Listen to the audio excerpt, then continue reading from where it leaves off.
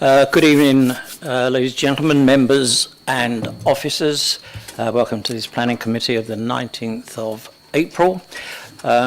Before I go into our main agenda, I would just like to, for members and officers that are aware, we were notified last week that one of our colleagues who worked for this authority, planning manager Doug Brown, sadly passed away after a very short illness.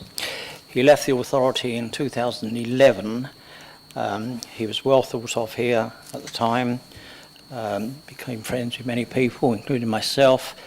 What I would like to do is just, if we could stand.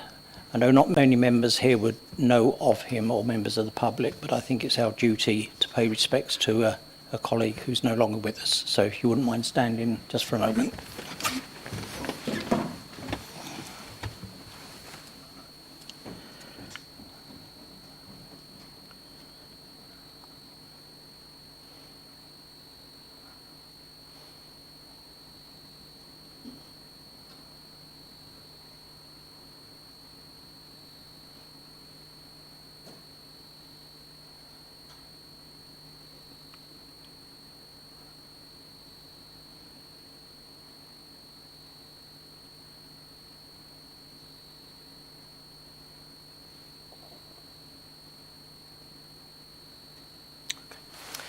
Thank you, members and ladies and gentlemen, officers.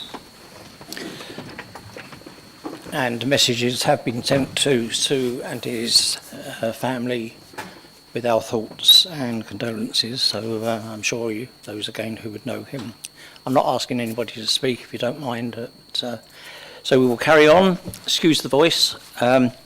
We are being live streamed, so that's on the council's YouTube channel, and it is recorded as well and can be seen after tonight's meeting. The housekeeping, once again, is if the fire alarm is activated, please vacate the offices via the stairs, either through the security door on, I say the right, left. I've said that all the time I've been up here, that it's there, but the stairs opposite the lifts, please do not use the lifts. Assemble on Holy Square, and when it is deemed safe to come back in, the officers will tell you, and touch wood, it's never happened, so I hope it doesn't happen on my last one. Does anybody intend filming this meeting tonight? No? Thank you. I can hear somebody's background talking up there on something. Please, with mobile phones, can you turn them to silent? And they are not used to make or receive phone calls in the chamber whilst this meeting is in progress. Members are requesting to speak under procedure 20.1. I have Councillor Kerry Boyd on item number 4. Public speaking, the following applications have been reserved for public speaking. The members please make a note that agenda item 6A, land at New Hayne Road, Ramsgate. Item 6B, 54 Stone Road, Broadstairs. Item 6D, Pearhead Shelter in Broadstairs. And item 6G, Little Upton Vale Road, Broadstairs. I will come back quickly on the previous part. Is there any other councillor who wishes to speak on 20.1? I didn't think there was. Thank you, members. Agenda item 1, apologies for absence. I have apologies for absence from Councillor Orban, also the Vice Chair, Councillor Coleman Cook. I don't know whether there's a substitute for Councillor Coleman Cook. Nope. Sorry. I wasn't going to offer you a substitute. I know you weren't. I was going to offer you apologies from Councillor Pat Moore. Thank you, Councillor Eric. I didn't think you would do that. Thank you. Agenda item 2. Are there any declarations of interest? Councillor Thanet. Apologies from Mark Rattigan. Apologies from Mark Rattigan as well. Thank you. Agenda item 3, minutes of the planning meeting held on the 15th of March. The members agree that the updated minutes, which you should receive of that planning committee meeting on the 15th of March, be approved as a correct record. Could I have a proposer, please? Councillor Bayford, a seconder, please. Councillor Rzeski. Thank you very much. Moving on to agenda item 4, speaking under Council Procedure Rule 20.1 is Councillor Boyd. This is for the Old Forge, High Street, Garlinge, Margate. Councillor Boyd. Thank you, Chair. Good evening, everybody. Firstly, thank you for going on a site visit. I hope you enjoyed the not-so-sunny Garlinge that day, which was a bit wet and windy. You are always welcome in the village, so please do come back. I've got a list of points raised from the residents from that visit that I will read out as quickly as I possibly can, because I know you've got a long agenda this evening. But one thing I do want to reference is there was something wrong with the portal. The residents over the past week or so weren't able to add their comments on the planning portal itself. I don't know what's gone wrong there, but just be mindful that there might actually be comments that haven't been registered. So I'll start. 1. The developers should either wait until the proposed large-scale development takes place in the fields behind this property in order to create appropriate access. Alternatively, they should consider knocking the entire existing property down and building satisfactory and safe access to and from this new site. It should not be acceptable to request to claim a section of the public bridleway access simply to squeeze this many properties onto a private building plot more cheaply. Are these 4 new properties really bringing such benefit as to consider sacrificing this historic route our predecessors have fought to protect? Our bridleways are precious and serve the public, therefore we should seek to protect every inch. We also feel that permitting this unnecessary change of use would set a precedence for bridleways versus building sites across the fields of Thanet. The plot of land opposite the existing property should predominantly be given over to our safe passing and turning of vehicles and road users. For example, pedestrians, horses, cyclists at the new junction, just as there has been an area allocated for within the main build plot. The existing neighbourhood residents deserve the same protection and treatment as the new ones will. Point 3, there was a Bridleways officer's report submitted at the end of March they would like the committee to give serious attention to. It arrived after the first committee meeting. Point 4, is there not a planning rule regarding public access routes that is there for that is, if they serve the frontiers of more than a certain number of properties, they need separate paths for pedestrians, i.e. the section from the main high street to the proposed plot will serve 6 high street plus 3 in Birds Avenue frontages in future. Waste collection. Whilst neighbours were pleased the bin presentation area had been moved to within the main build site, as it should be, they had many concerns about the use of a private collection contract. What happens if or when the contract fails? It can't last forever. Who will be responsible in future? Who wants to pay maintenance fees on top of a house price? Are these buyers really out there? These private waste vehicles will need to pass and turn on the plot opposite the existing building.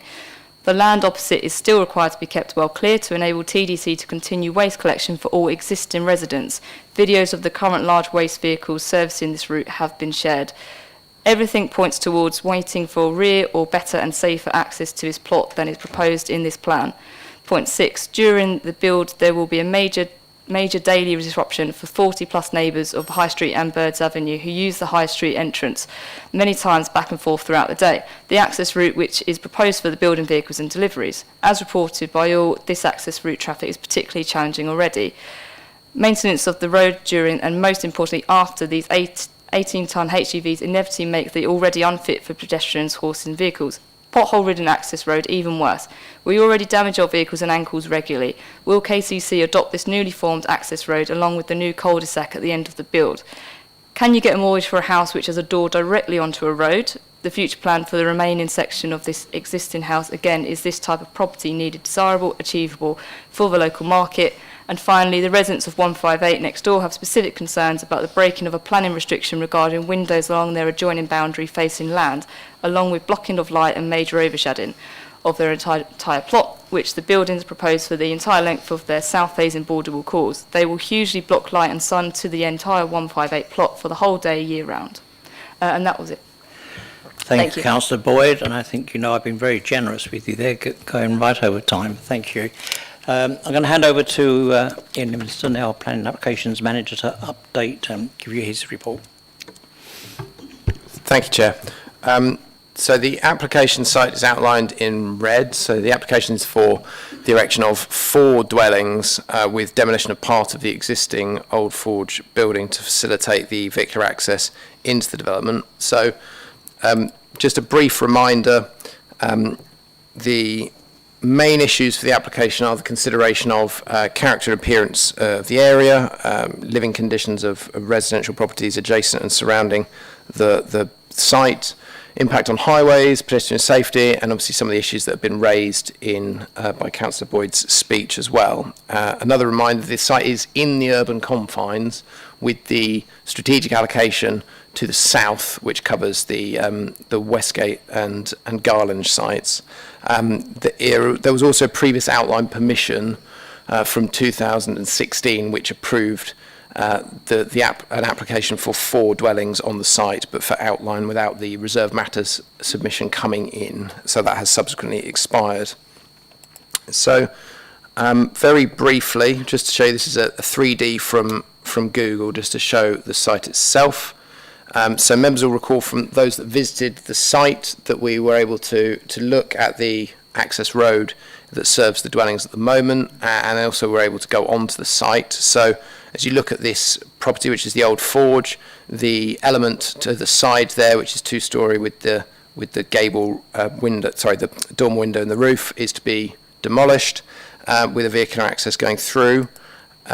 And this is the bridleway that currently runs down the side of the site. So the site area is effectively on that diagonal line backwards. So the bridleway itself, none of the bridleway is being lost as part of the development. It's not getting smaller, but the actual the green area that you can see next to the signpost is to be resurfaced.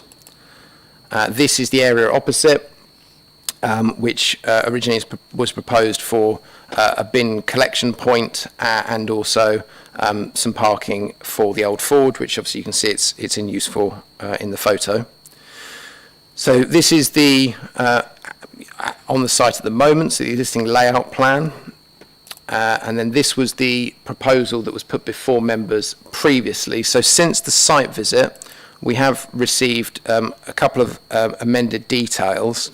So this proposal now shows a removal of the waste collection area in the going to call it trapezium to the left-hand side, and also changes the surfacing materials adjacent to the bridleway. So looking at a zoomed-in image, so this is that trapezium land. So you can see that there's a proposal for parking for the Old Forge, and then the rest of it, the area is to be tarmacked. So previously there was the bin storage area.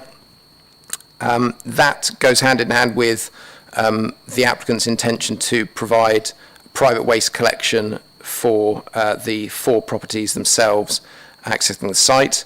Then you have the change in detail of material delineating the existing sort of tarmacked access, which would then run down towards the the bridleway here, with effectively the site delineated by some brick sets next to the area which is currently to be demolished in the Old Forge, with then the vehicular access coming in to serve the 4 properties. We have also had an updated construction environmental management plan, which states that following the completion of the construction works, that Birds Avenue will be resurfaced between the High Street Garland entrance and the site access, which was something that was mentioned on the site visit as well. So, as mentioned, there has been consultation on the plan that's come in, and I mentioned this on the site visit that we were going to update with regards to the comments that we'd received. So we received a comment from KCC Public Rights of Way following the planning committee, and then subsequently following this plan being submitted to the council. So they have raised the fact that they wouldn't normally agree to tarmac for part of a bridleway, and as I mentioned for those on the site visit, if I go back to this image, it's not actually definitively clear on the KCC maps where the bridleway starts, whether or not it's where the SP is on this plan here, or whether or not it's actually a bit further back where the signpost is. However, it's mentioned by KCC that they would accept tarmac in this instance just due to the use of the access into the site. They have raised a point that they would query the movement of the existing signage. So you can see it's currently sort of SP at the top of the sign. If I go back to the images, you'll be able to see this, that sign there. So the applicant has shown this move to the other side of the access, and the KCC have raised the point that they would want to be consulted on both any movement of the sign, but also the need for the sign to include more information about it, including the point about pedestrians being prioritised and raising sort of a point so that people are aware, anyone using vehicles, that it is a bridle way and there will be people using it. In addition, they have raised a query about whether or not it would be possible to have some form of speed restriction or on-site raised platform for vehicles entering the site as well. We've also received comments from residents. We received 4 comments from residents, all of which are online, and they're in the members box as well before the meeting. I think Councillor Boyd has summarised them very well in terms of those concerns that were raised. We have also received a comment from the British Horse Society, which raised concerns about the impact of construction on the use of the bridleway as well as vehicular movements when constructed, and they proposed the need for updated or better signage, potential speed restrictions, and potentially that any alterations to the surface or alignment of the bridleway needs to be agreed by KCC, with the bridleway not being diminished in size in any way as well. So we've received those comments.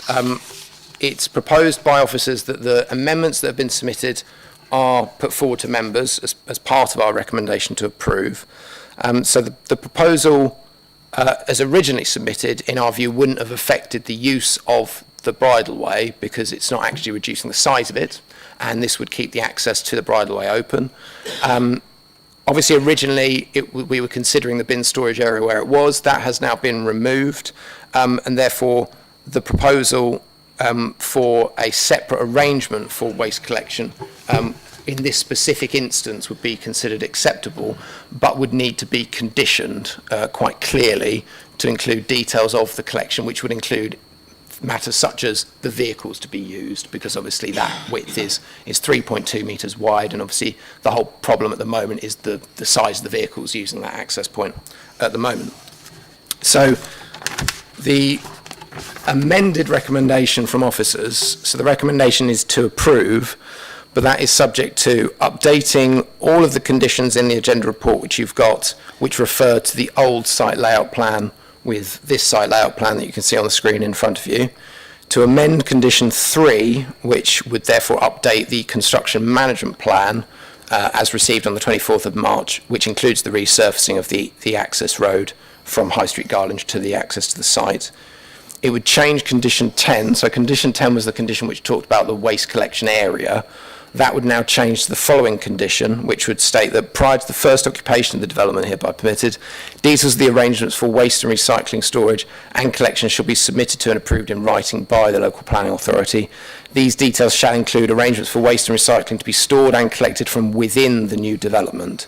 The arrangements and measures shall be provided in accordance with approved details and thereafter maintained.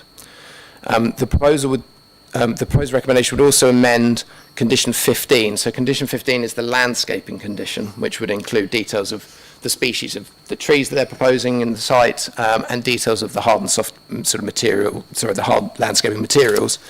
That condition is proposed to be updated, and the particular elements to be updated there are that the materials proposed for all hard surfaced areas beyond the limits of the highway, including the type and colour and including the area of parking to the Old Forge, should be submitted. as well as that, the precise location and design of any replacement or retained signage for the public bridleway, and for all of the landscaping, that would be subject to being submitted to the local planning authority, and we could only approve that in consultation, following consultation with KCC's public rights of way team. So with those amendments to those conditions, the officer recommendation is to approve the development. Thank you, Chair. Thank you, Ian. I move the officer's recommendation is to approve. Could Councillor Sharp please second? Second that, Chair. Thank you. Members, over to you. Any comments? A few hands going up. Councillor Everett. I think this was an example of a very useful site visit, actually, because I don't think it was easy to understand the proximity of the various areas and the actual sort of the geometry of it and the space of it from the plans as presented. I think it was something that we did need to see. It's clearly not an ideal arrangement, but I'm struggling to see, as I quite often do, how we would defend an appeal if we reject it. So I shall listen to what members have got to say very carefully. Thank you. Thank you. Councillor Keane. Thank you. Just a point of clarification for me, really.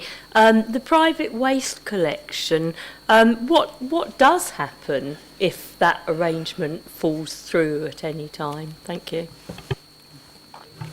So the condition itself that I read out, if effectively that wasn't being adhered to, so they've obviously got to submit the details before they can occupy any of the dwellings. The condition requires that those details are to be adhered to ongoing. If, for example, that wasn't the case, then obviously we would investigate it as a breach of condition. Obviously, the most obvious way that would cause a problem is that effectively there would be an amenity issue by virtue of bins, effectively waste being potentially put out on the highway, or indeed in this site, or indeed the site sort of where the other bit of land is, which obviously we've removed the bin storage from.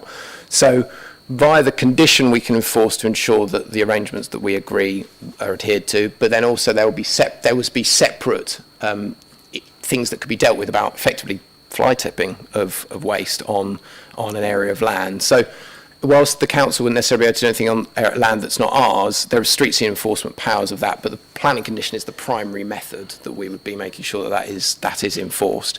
It's accepted that because of, I think it's very rare that we've got a situation like this where the existing access has dwellings served off it, but then this comes off that, and that then causes the problem with terms of vehicles and collection points. So we would not anticipate this. This, in our view, definitely doesn't set a precedent because it is incredibly unique. We don't have this sort of thing come up very often. But as well as that, it's just to ensure that private waste collection is going to need to have smaller vehicles anyway to get in, and that's one of the things that obviously we will be getting details of. Thank you. Councillor Bayford. Thank you, Chair. Unfortunately, I was unable to get to the site visit, but when this came to us first, it seemed totally unacceptable. But I think that great lengths have been gone to meet the concerns of residents, and I share Councillor Everett's thoughts that we wouldn't really have reasonable planning reasons to refuse this now. So I think now I'm happy to go along with it, whereas I certainly wasn't before. Thank you. Thank you. Councillor Moore. Yes, thank you, Chair. Just to clarify again about the private collection, that will be a condition that will be ongoing, and obviously if it's a private firm, those houses will be paying for that, I presume, in some kind of annual fee. Obviously, if they didn't pay that and that fell through, does that condition force the issue that it must continue? Because that's a private road, unadopted road, and I know that the waste vehicles will not go down those roads, so they would be back to wheeling their bins right to the main roads again. So it's just really whether that condition enforces that permanently. So the condition, I suppose, is only as good as the details we get in, and obviously the way that the condition has been worded is to set the parameters to ensure that actually it requires collections on the site. To your point about a sort of maintenance or sort of a fee to a management company to include the waste collection.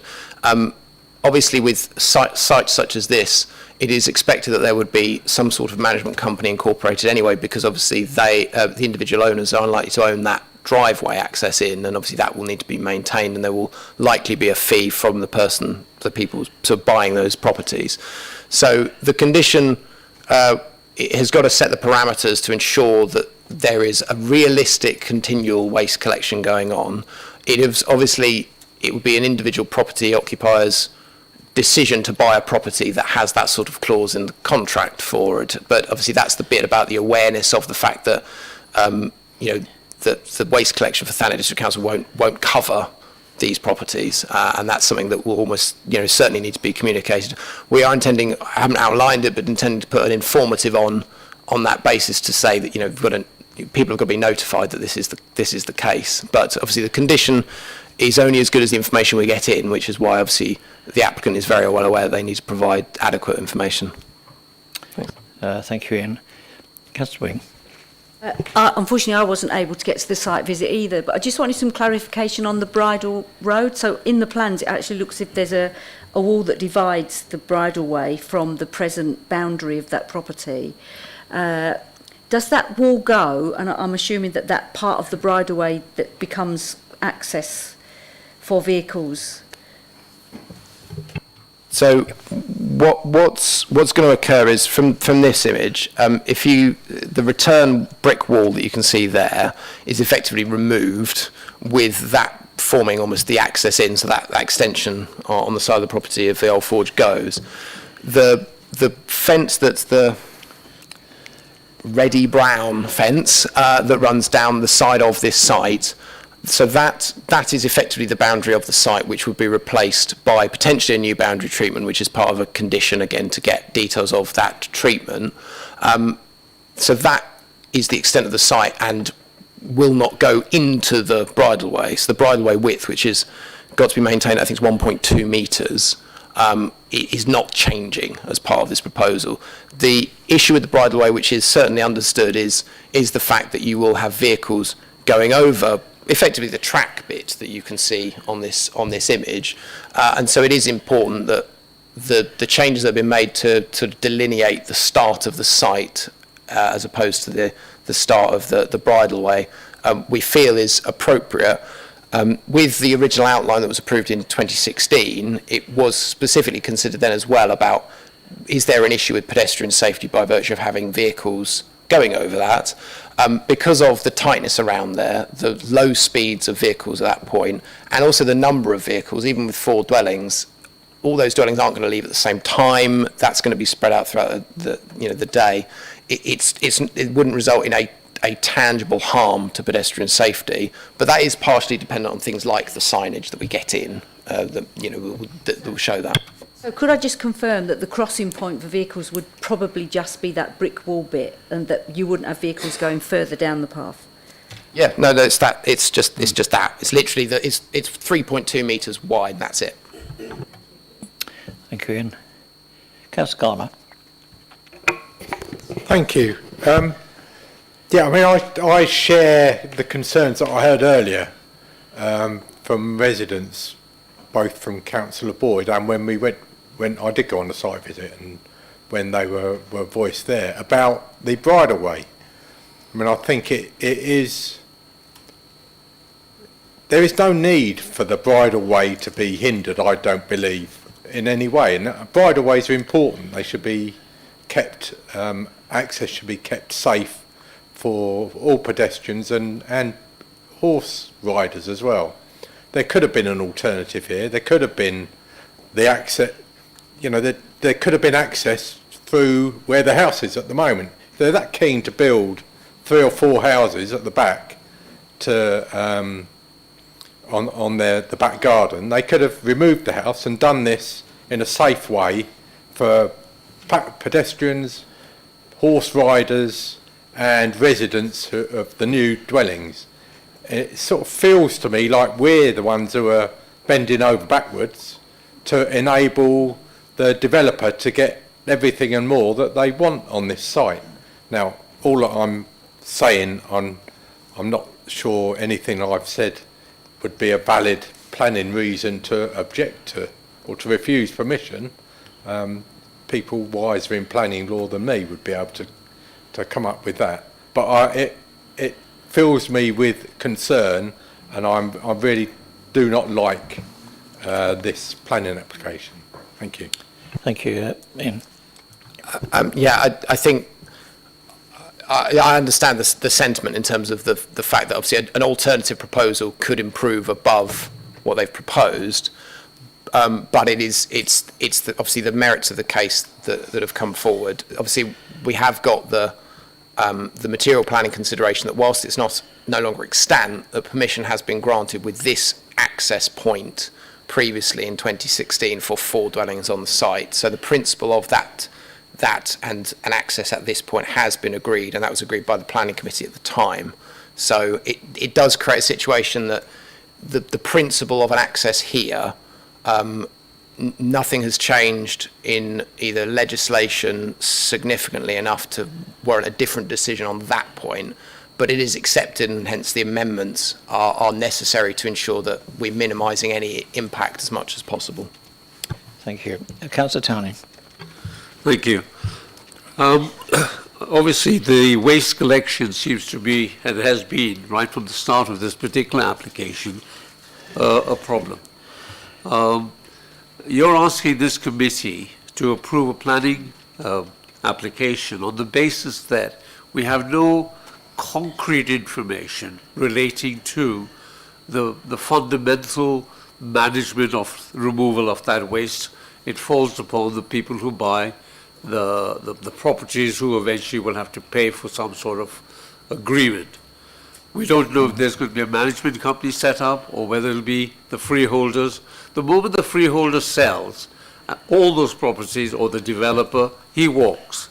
He has no further responsibility or involvement. So if that fails, because someone objects to pay or whatever, how do you manage to enforce the planning that you're asking us to approve today for that waste collection? How do we actually get that working? Thank you, Ian. Well, so first of all, obviously, as I mentioned, it's about getting the information before any dwelling can be occupied. So if a dwelling is occupied without the arrangement of what they're proposing to do, then obviously that is a trigger point for a potential breach condition. In terms of the concerns about enforcing it obviously after the fact of when it's actually created, obviously the council would have to look at what the harm is created for them not adhering with the condition. And obviously in this instance, as I've mentioned, fundamentally that may be an amenity issue if waste isn't being stored or collected from wherever we have agreed on the site. The issue with the previous proposal for bin collection was obviously one that's been raised by residents, which is why the applicant has changed what they're proposing. It's worth noting, obviously, from our perspective, that was acceptable where it was, and obviously that potentially may have allowed for some collections. The alternative would be that residents would have to, the carry distance would be from the site all the way up to High Street Garlinge. Now, I would tend to agree that that is longer than we would expect it to be. However, again, because of, in part, the background of the site, the fact that it's in the urban confines, the fact that it is, surrounded by allocation, it's whether or not the quality of the development and the living conditions that we're creating for new residents is acceptable or not. So we consider, with the condition that will require the developer to do everything they can to provide something, that is sufficient to avoid this being effectively unsatisfactory living accommodation. It's also, we have to bear in mind on this issue is that the applicant has proposed something. If this goes to appeal and this is the only reason that they haven't got waste collection sorted out, but yet they're proposing an alternative, I would be surprised, given the fact that they're providing 4 units of accommodation. I would anticipate that we would really struggle to defend that on appeal with the benefits of providing 4 dwellings on the site. So that it is a weighing up process. This isn't ideal, but we think the safeguard of the condition is going to be sufficient to set the starting stall for this. I do accept what you're saying, that we don't have the details in front of us at this point in time. But a condition is exactly the process that we would expect to get these sorts of details in. In fact, we're obviously doing it with regards to landscaping. It is a technical bit of information that we get in, and we do think it's robust enough to be able to enforce in the future. Thank you. Councillor Crinden. Thank you. I know we discussed the state of the unmade road while we were on the site visit. Can you just remind us of whose responsibility it is? Because I am concerned at the size and depth of that lovely pothole that we've just seen, and the impact of the additional traffic that will be going down there. Thank you.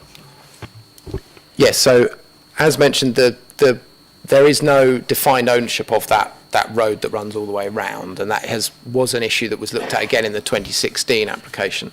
So the stretch of road that's to be used primarily by these 4 dwellings, or I appreciate there's the other route that comes out to the right of the image that you're looking at, but the applicant has now stated that they are going to, following construction, noting the condition of the road at the moment, and obviously with construction vehicles there is expected to be some further deterioration from construction. That's why they are proposing, and again it's safeguarded through the condition of the construction management plan, that the stretch from High Street Garlinge to the site will be resurfaced with tarmac. Obviously the details of that are going to be linked to the hard landscaping details that we have a separate condition on, which relates to the area that you can see in the photo. In terms of ongoing maintenance after that point, that isn't something that is safeguarded through this planning application, and that would be going over and above what the planning legislation can do, because obviously the ownership of that land is not defined. But obviously the current situation with regards to the condition of that tarmac is something that has got to be bared in mind. It is in poor state at the moment, and it is not going to be worsened by the fact of them resurfacing part of it. It's no worse detriment with the addition of these 4 units once that work has been carried out. So again, it's a limit of the planning planning system that we can obviously look at the red line areas particularly, and obviously we have got this commitment from the developer that they will carry it out, and obviously they were on the site visit, they could hear residents' concerns, and they know that this is a particularly live issue and an ongoing issue, just as it is for waste collection and other matters. Thank you. And Councillor Wright. I wasn't actually at the site visit, but looking at that, and members have mentioned that it is alongside a bridleway. Does anybody know how often, and that horses do use it, how often people take their horses along there? Because if a horse comes along while there's a vehicle about, that's going to be awful. Could there be some signage? I think that's one of the things that's being picked up by the landscaping condition. So it is understood, and that's a point that was raised by the British Horse Society as well as KCC Public Rights of Way, about the need for signage to identify, I think, for all users, so not just potentially vehicles. And so that will need submission, which will need to go to KCC Public Rights of Way to be able to clear those details again before occupation of any dwellings. Thank you. Councillor Moore. Yes, thank you, Chair. Mr Livingston might be able to confirm this, but as one of the people that was at the site meeting, when we highlighted the state of the road, the unmade road, and those potholes, I got the impression that they were going to tarmac from the High Street up and make good the road, including what was to be the bin storage area and those 2 parking areas. So if you use the boundary on that plan that we saw, that actually encompasses all those potholes, so that was going to be, but it was beyond that was an issue, and that was going to be covered by those residents who back on and have access to that road, was down to them. But the main part from the High Street up, and including that trapezium as you showed, I believe was all going to be made good. I think you've answered your question, Councillor Moore. Councillor Everett. Yeah, I just wanted to comment on the potential for conflict between horses and pedestrians and vehicles. I mean, we really are. The fact is that if a horse comes up that bridleway, it's coming out onto a road where there are potentially vehicles, including waste lorries and ditto pedestrians. We're talking about introducing a potential conflict on that very small piece of land at the access to the bridleway. So I don't really think it's a material issue. The horses have got nowhere else to go but onto the road where the cars are once they get over it. Thank you for that, Councillor Everett. I can't see any other... Sorry, Councillor Crittenden coming back. I just had a very brief extra question. You mentioned earlier about the moving of the bridleway sign and needing to get KCC permission to do that.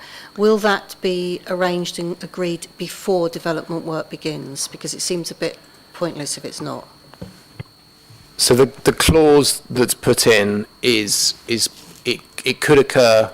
I think there will need to be a bit of an understanding of as part of the construction whether or not that signage needs to move. The condition trigger is actually prior to occupation of any dwelling, because what's trying to be dealt with is the vehicles using the site for residential purposes. So to avoid it before any residents move in there and are going in and out of that we've got the signage sorted out.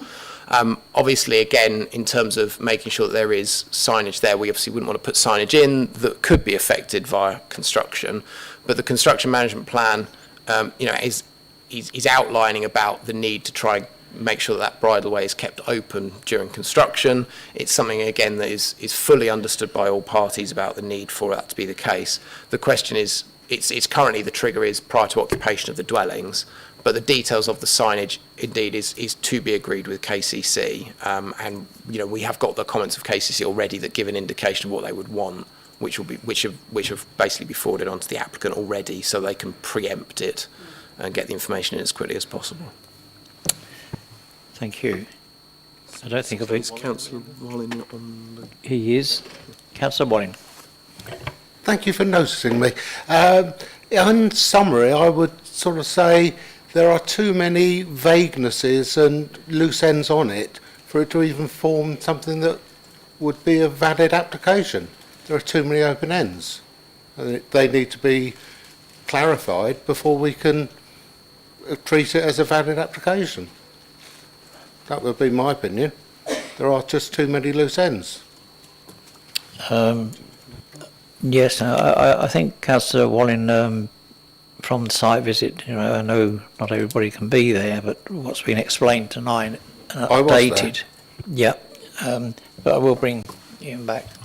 So the application is valid in the sense of the technical side of validation of providing the relevant plans for consultation.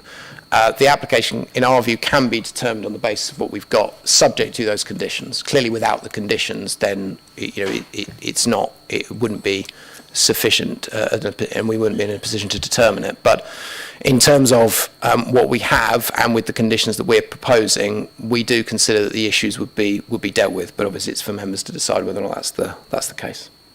Thank you, Ian. Right, I'm looking closely now. Okay, members, thank you for that debate. I'll put this to you now. Those in favour of this application, please show their hands.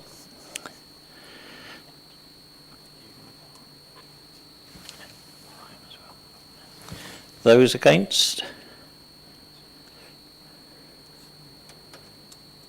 Abstentions? In favour has 6, against has 5. So just in favour has 6, against has 5. Right. That has gone through 6 for and 5 against. So that has passed. Thank you, members.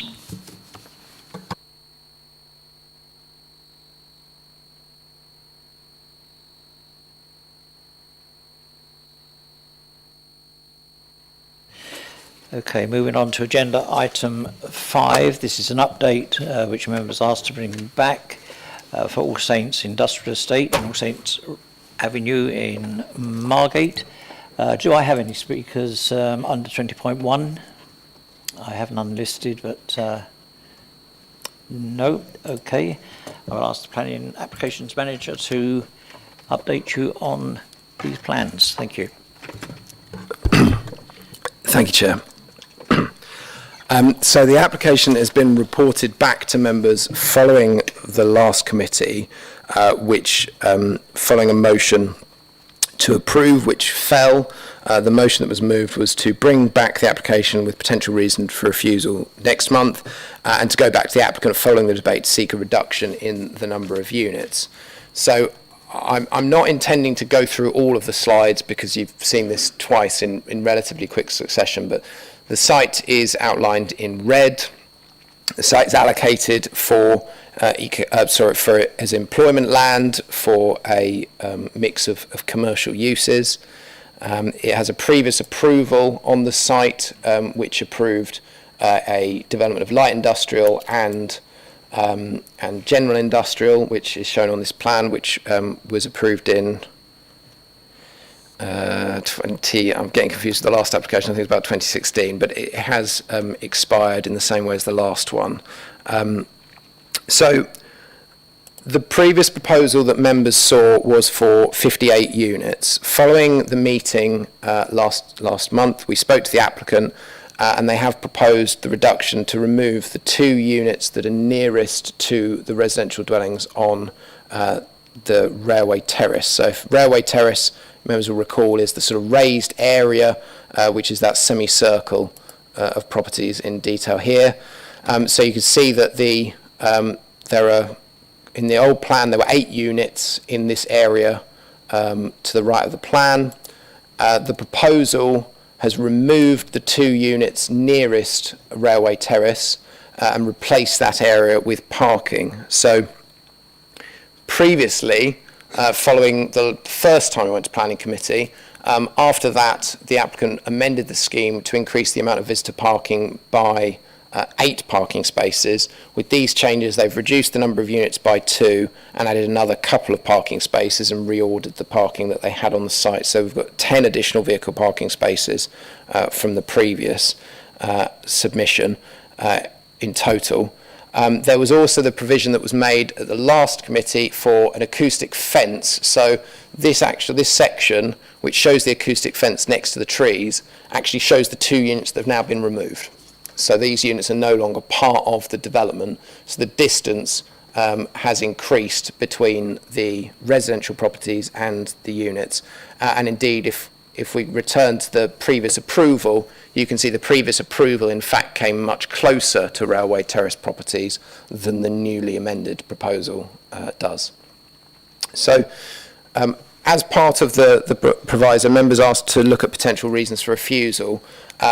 And so the issues raised at the meeting have been assessed by officers about whether or not any of them would be reasonable having regard to the material planning considerations and the evidence. So section 3 of the report looks specifically at this. So looking at the impact on the properties on railway terrace. So in terms of specifically the points that were raised at the last meeting, one of which related to the noise impact from both the actual commercial units but also the vehicle movements, as well as impact on air quality. So this is covered at 3.3 of the report, and that outlines how a noise impact assessment and air quality assessment was submitted with the application, which were assessed by the Council's environmental health team, and that report concluded that the development could slightly affect the acoustic character of the site, but not such there's a change in quality of life. And with regards to air quality,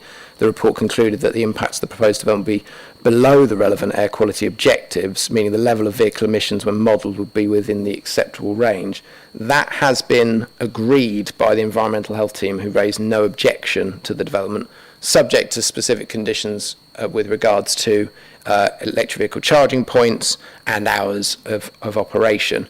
And in addition to that, even with that, obviously we have the inclusion of the acoustic fence, which was put forward by the applicant. Following the receipt of amended plans that remove those 2 units, any reason for refusal with regards to the impact on the properties at the bottom of the image in front of you, in terms of loss of outlook, light and creation of a sense of enclosure, has also been removed, which was a potential ground of refusal, but now that distance is certainly considered sufficient. And obviously when you compare it to the 2016 application that was approved, indeed it's much improved in terms of the relationship, and therefore we don't consider there to be a justified reason for refusal on those grounds. Now, in terms of issues raised on visitor parking and manoeuvring, point 3.5 of the report looks at this specifically. So the concerns that members expressed relate to the ability of vehicles to manoeuvre within the new development and the wider site. So the previous report that was in front of members last month outlined how tracking plans have been submitted by the applicant to demonstrate how articulated lorries actually accessing the neighbouring properties are able to turn currently in the triangular section of the site at the moment, and then to be able to leave in a forward gear. In our view, given the size of the individual units that are being proposed here, it's not considered that there would be the creation of the need for Arctic-sized lorries to actually access the internal layer of the development in terms of deliveries. The units are not going to really sustain any level of deliveries to that extent. And in any event that that was to occur, there wouldn't be a severe harm to the highway network in terms of free flow of traffic, because there is a turning area that is available on site without having to impact on All Saints Avenue.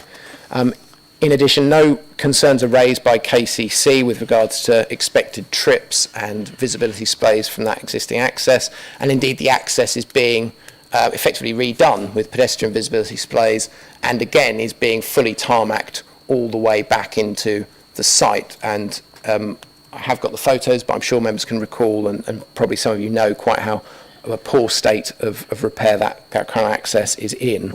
So again, in the absence of any objection from KCC as the highway authority or any tangible evidence of an impact on the highway as a result of the development, it's not considered that there's a justified ground of refusal on that. And overall, in the view of officers with regards to members' concerns, we don't consider that there would be a justified reason for refusal with regards to national or local policy, and effectively we can't find a reason for refusal which we could legitimately argue appeal without being at risk of a full cost award.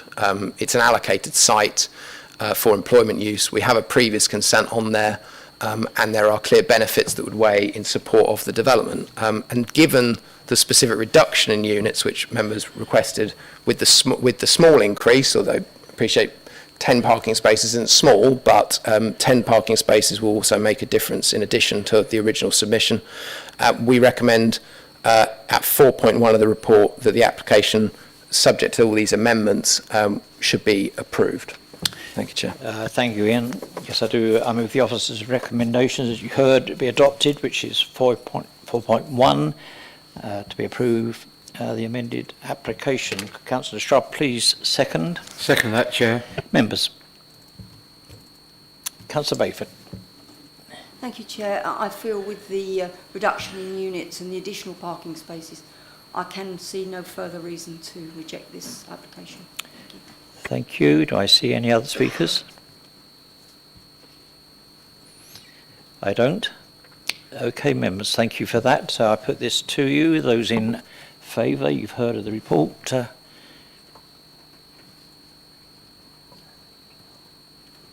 Those against? Any abstentions? That is carried. That's all unanimous. Thank you for that, members.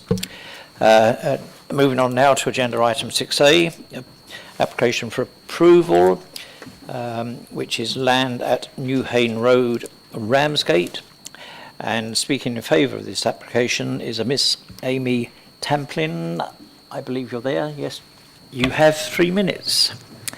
Chairman, members of the committee, good evening, and thank you for the opportunity to speak this evening. My name is Amy Tamplin and I represent the applicant, David Wilson Holmes. I'd like to thank the planning officer for their extensive report and recommendation for approval. I will not repeat the details of the report, rather reiterate and respond to some of the key points. As you're aware, the site is one that already benefits from outline planning permission through a hybrid application, of which the development of phase 1 is progressing well. The application before you this evening considers the detailed layout, scale, appearance and landscaping of 117 residential dwellings.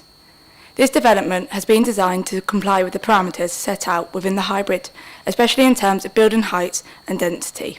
This was to ensure the development was sensitive to the context, in particular the schools adjacent.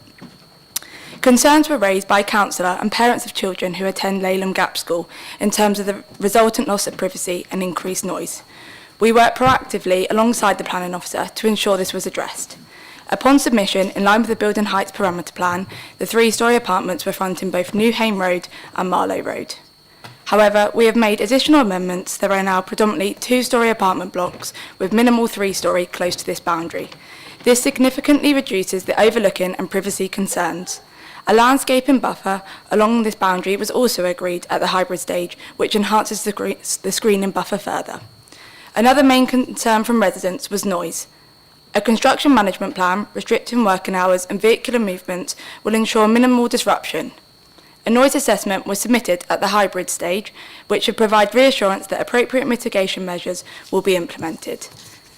The housing mix, both in terms of private and affordable, has been well received by both the planning and housing officer and addresses the local needs, especially in terms of the 1- and 2-bed apartments. All dwellings are supported by private and communal electric charging points promoting sustainability. The design also includes a substantial area of open space, which extends to Linear Park in Phase 1, offering a variety of formal and informal open space with pedestrian links to the wider area, incorporating a range of ecological enhancement and biodiversity net gain features. Throughout the planning process, we work proactively with officers, responding to queries raised, and would ask members to note that there are no objections from KCC Highways, the Environment Agency, KCC Drainage, nor indeed any of Thanet's own officers. Overall, the application provides much-needed homes within a sustainable location within the district, and I would urge members to support the officer's recommendation in granting approval this evening. Thank you. Thank you, Ms Templin. I will now pass you over to Emma, who will outline its application.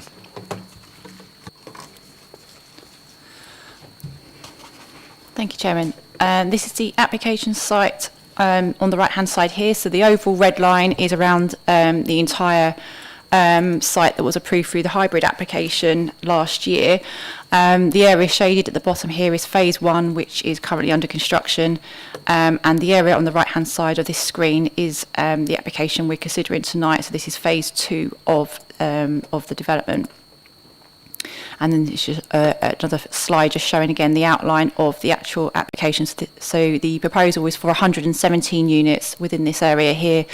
It's a reserved matters application, so the consideration tonight is for the layout, appearance and landscaping of the development. So access at this point here has already been approved, along with the principle of the 117 units in this location.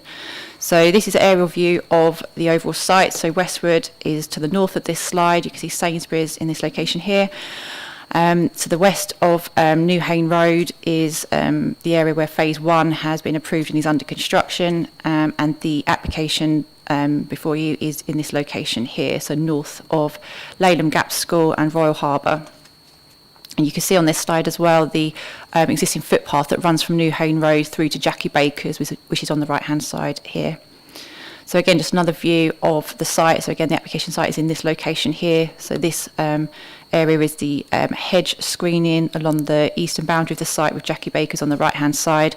And you can see Marlow Way to the south of the site, and New Hayne Road on the west-hand side. And again, you can see the existing access into the site.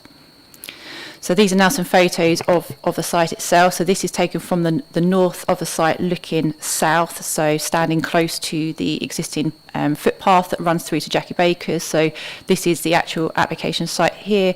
In the distance you can see the Marlow Academy and you can see Laleham Gap School. So again, just another view there showing the existing fencing marking the boundary adjacent to New Hayne Road. And then this area here, which is the footpath. So you can see on the left-hand side the footpath that runs through to Jackie Baker's, and then this is the existing footpath.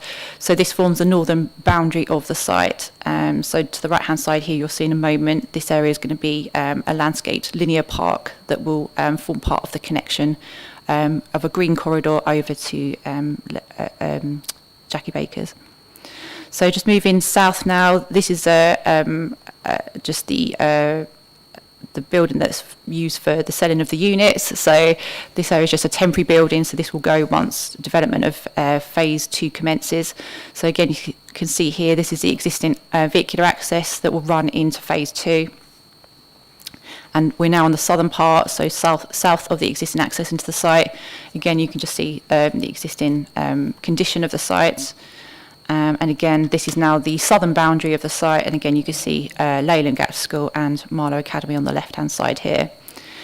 So this is to the south of the site. You can see on the right-hand side of this slide is phase 1, which is under construction. So these are the existing flat buildings fronting onto New Hayne Road.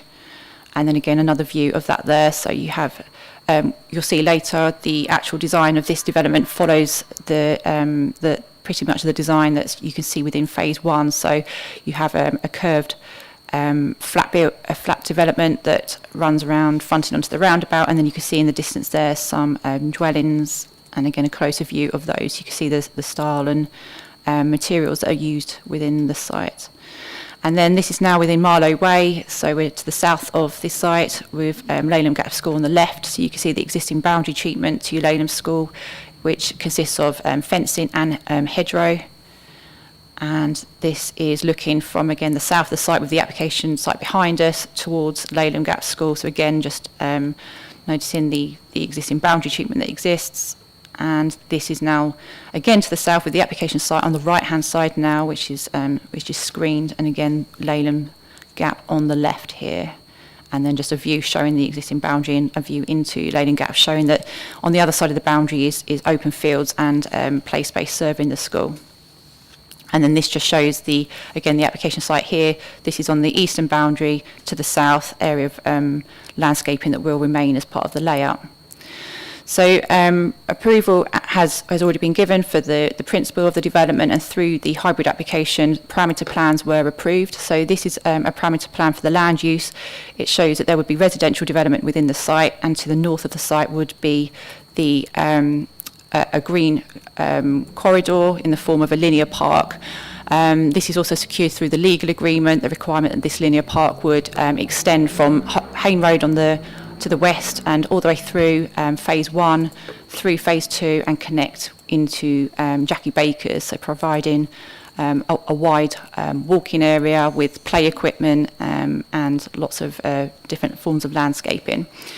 The parameter plan also showed that any development should be set back from New Hayne Road with tree planting along the boundary. So there was a requirement for everything to be set back a minimum of 3.5 metres, with a 3.5 metre tree screen along here to form a tree-lined street that continues along New Hayne Road. And it also required on the eastern boundary that there would be the retention and provision of new hedgerow and planting. This is the heights parameter plan that was approved through the hybrid application. So the darker blue area approved development of 2.5 to 3 stories in height, and the hatched blue area approved development of 2 to 2.5 stories in height. So the main dominant buildings would be fronting onto the main road, and then the buildings behind it would be slightly smaller, up to 2.5 stories in height. So in terms of the relationship with the school, which was one of the concerns that's been raised, the parameter plan did approve up to 3 stories in height, wrapping around that corner with development looking towards the open playing fields of the school. But you'll see later that we have sought amendments to try and reduce the impact of the height of that development opposite the school. So this is the proposed layout plan. You can see on the left-hand side, this was the layout of phase 1 that has been approved and, as I said, is under construction.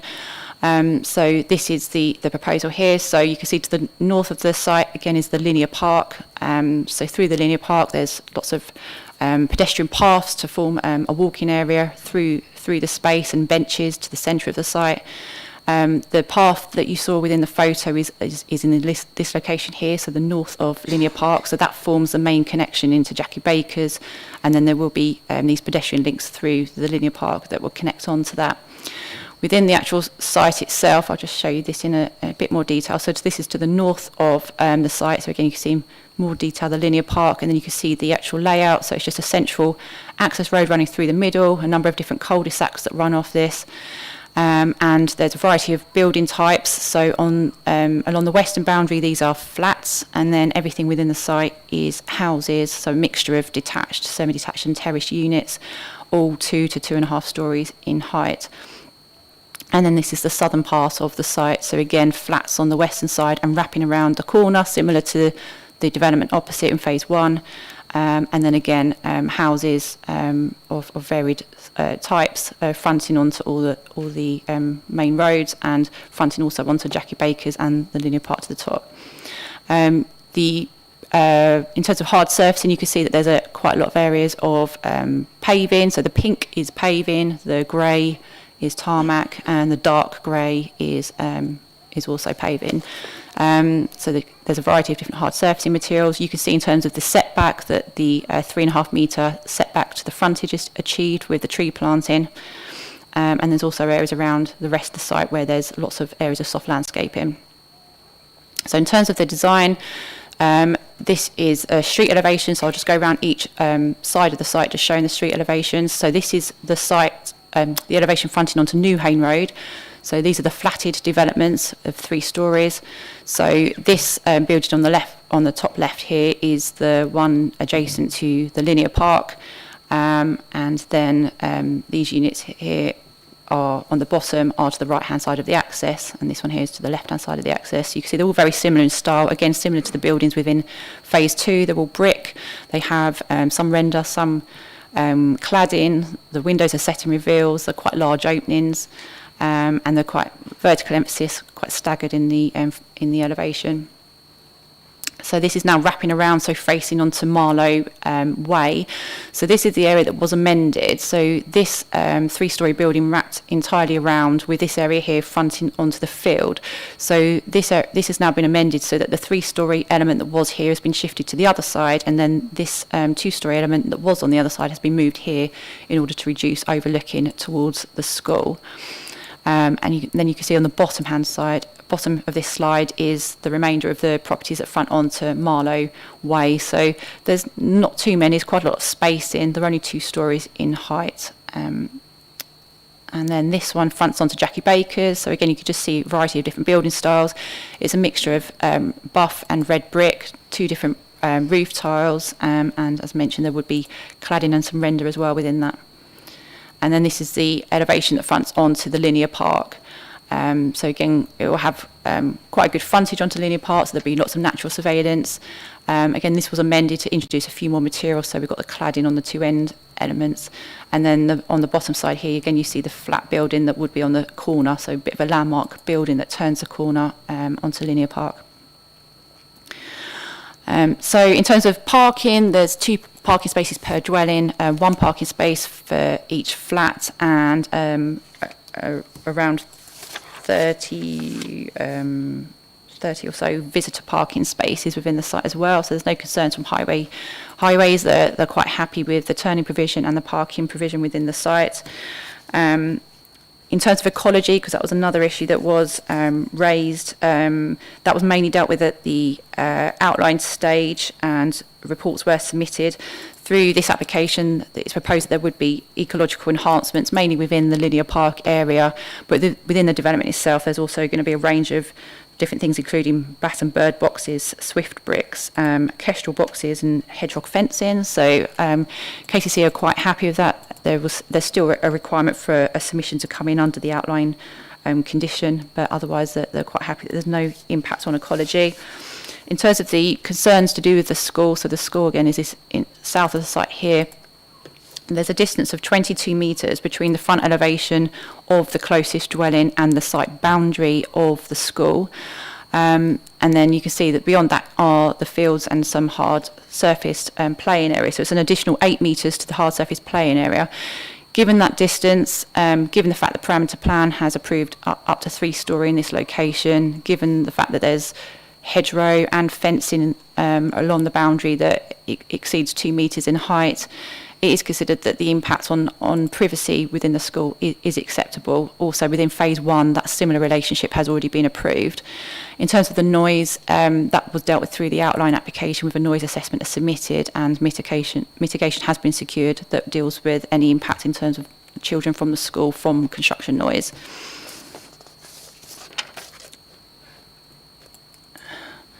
So I'll just quickly scan through these because they were mainly showing through the street elevations. But again, these are just the views of the different flat blocks along the front. So these are all the frontage ones onto Newhane Road.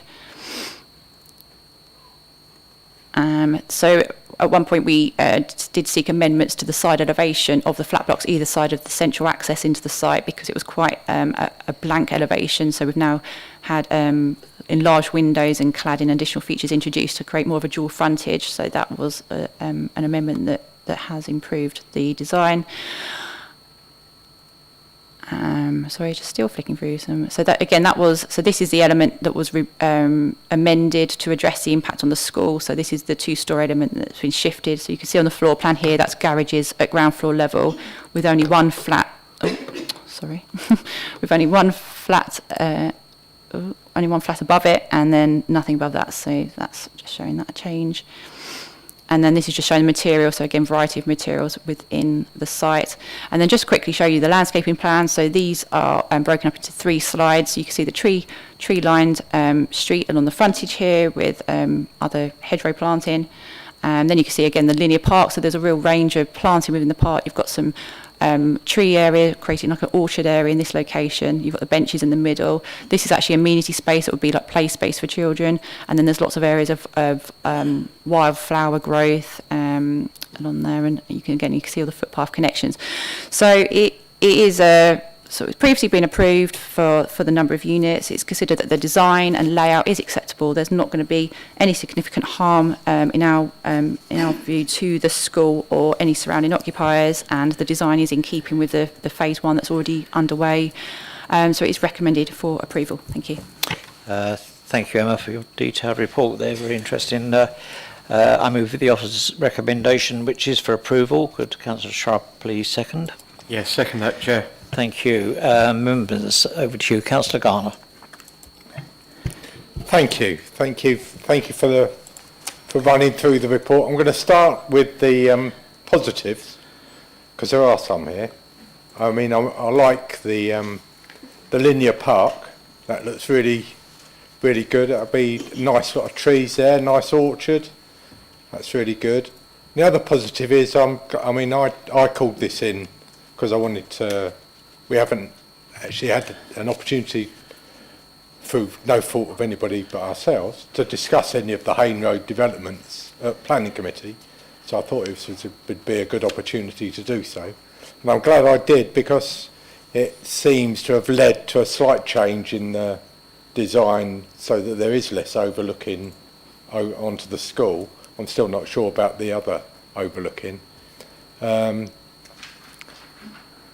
But I know it's not necessarily a consideration for this particular application, but I must say every time I drive out or back into Thanet along the Hayne Road, it fills me with more and more dread is a word. I mean, often when we look at designs of buildings, we think, well, they always look a lot better than what they're going to look when they're built. And if the designs of some of these buildings just look particularly bland and awful to me, but I know that's not necessarily a planning consideration, so I'll move on to what I really wanted to, or what some of the items that I wanted to talk about for the reasons I called this in, which was around the landscaping design. As I said, that park looks good, but reading through the report, I know there was you mentioned there was an ecological design strategy outline when this was approved, outline proposing a number of ecological enhancements, which, as I can reading through, it seems they've been dumbed down at this stage, because the latest version of the strategy has reduced the number of back boxes on site from 50 to 20. It's reduced the number of Swift bricks from 40 to 20, and you mentioned Kestrel boxes. Well, there's now just one, reduced from 2. And I think a major concern of mine, looking at that plan, which I hadn't really realised before, lovely park, but there aren't any gardens as far as I can see. There's no, all of those houses, they want to go and play outside, they have to go up the road to the park. There's no outside green space to any of the houses, and correct me if I'm wrong, if there is, then fair enough. It's all around the edge, which I don't think is particularly conducive to healthy living. There are 2 car parking spaces for each one. So I do have those concerns. I realise I did want to have a number of other concerns about the application, for which I wanted to call this in, but I realise that we can't discuss, or they can't be considered because they've already been approved outline, and a major one of those would have been relating to the sewage and water supply to the site. But they're my concerns. I don't know if you could maybe come back and confirm around the ecological design strategy changes. Thank you. Thank you, Councillor Garner. Emma? I mean, in terms of the ecological impacts, yeah, there was a condition on the outline that required them to submit a detailed assessment showing the ecological enhancements. So that has come in, but it hasn't been fully assessed by KCC Biodiversity, which is why we've reapplied the condition onto this application, because they've said that they will deal with it through the condition stage rather than through this application. So that condition has been reapplied. I'm not actually sure I know the answer in terms of that, but in terms of the difference between what was in the strategy and what they're now proposing. Unfortunately, I don't have a list of what was in the strategy in terms of what they offered, but in terms of what they've offered through this, I don't believe KCC have actually raised any concerns with the principle of the number of things they've provided for the enhancements.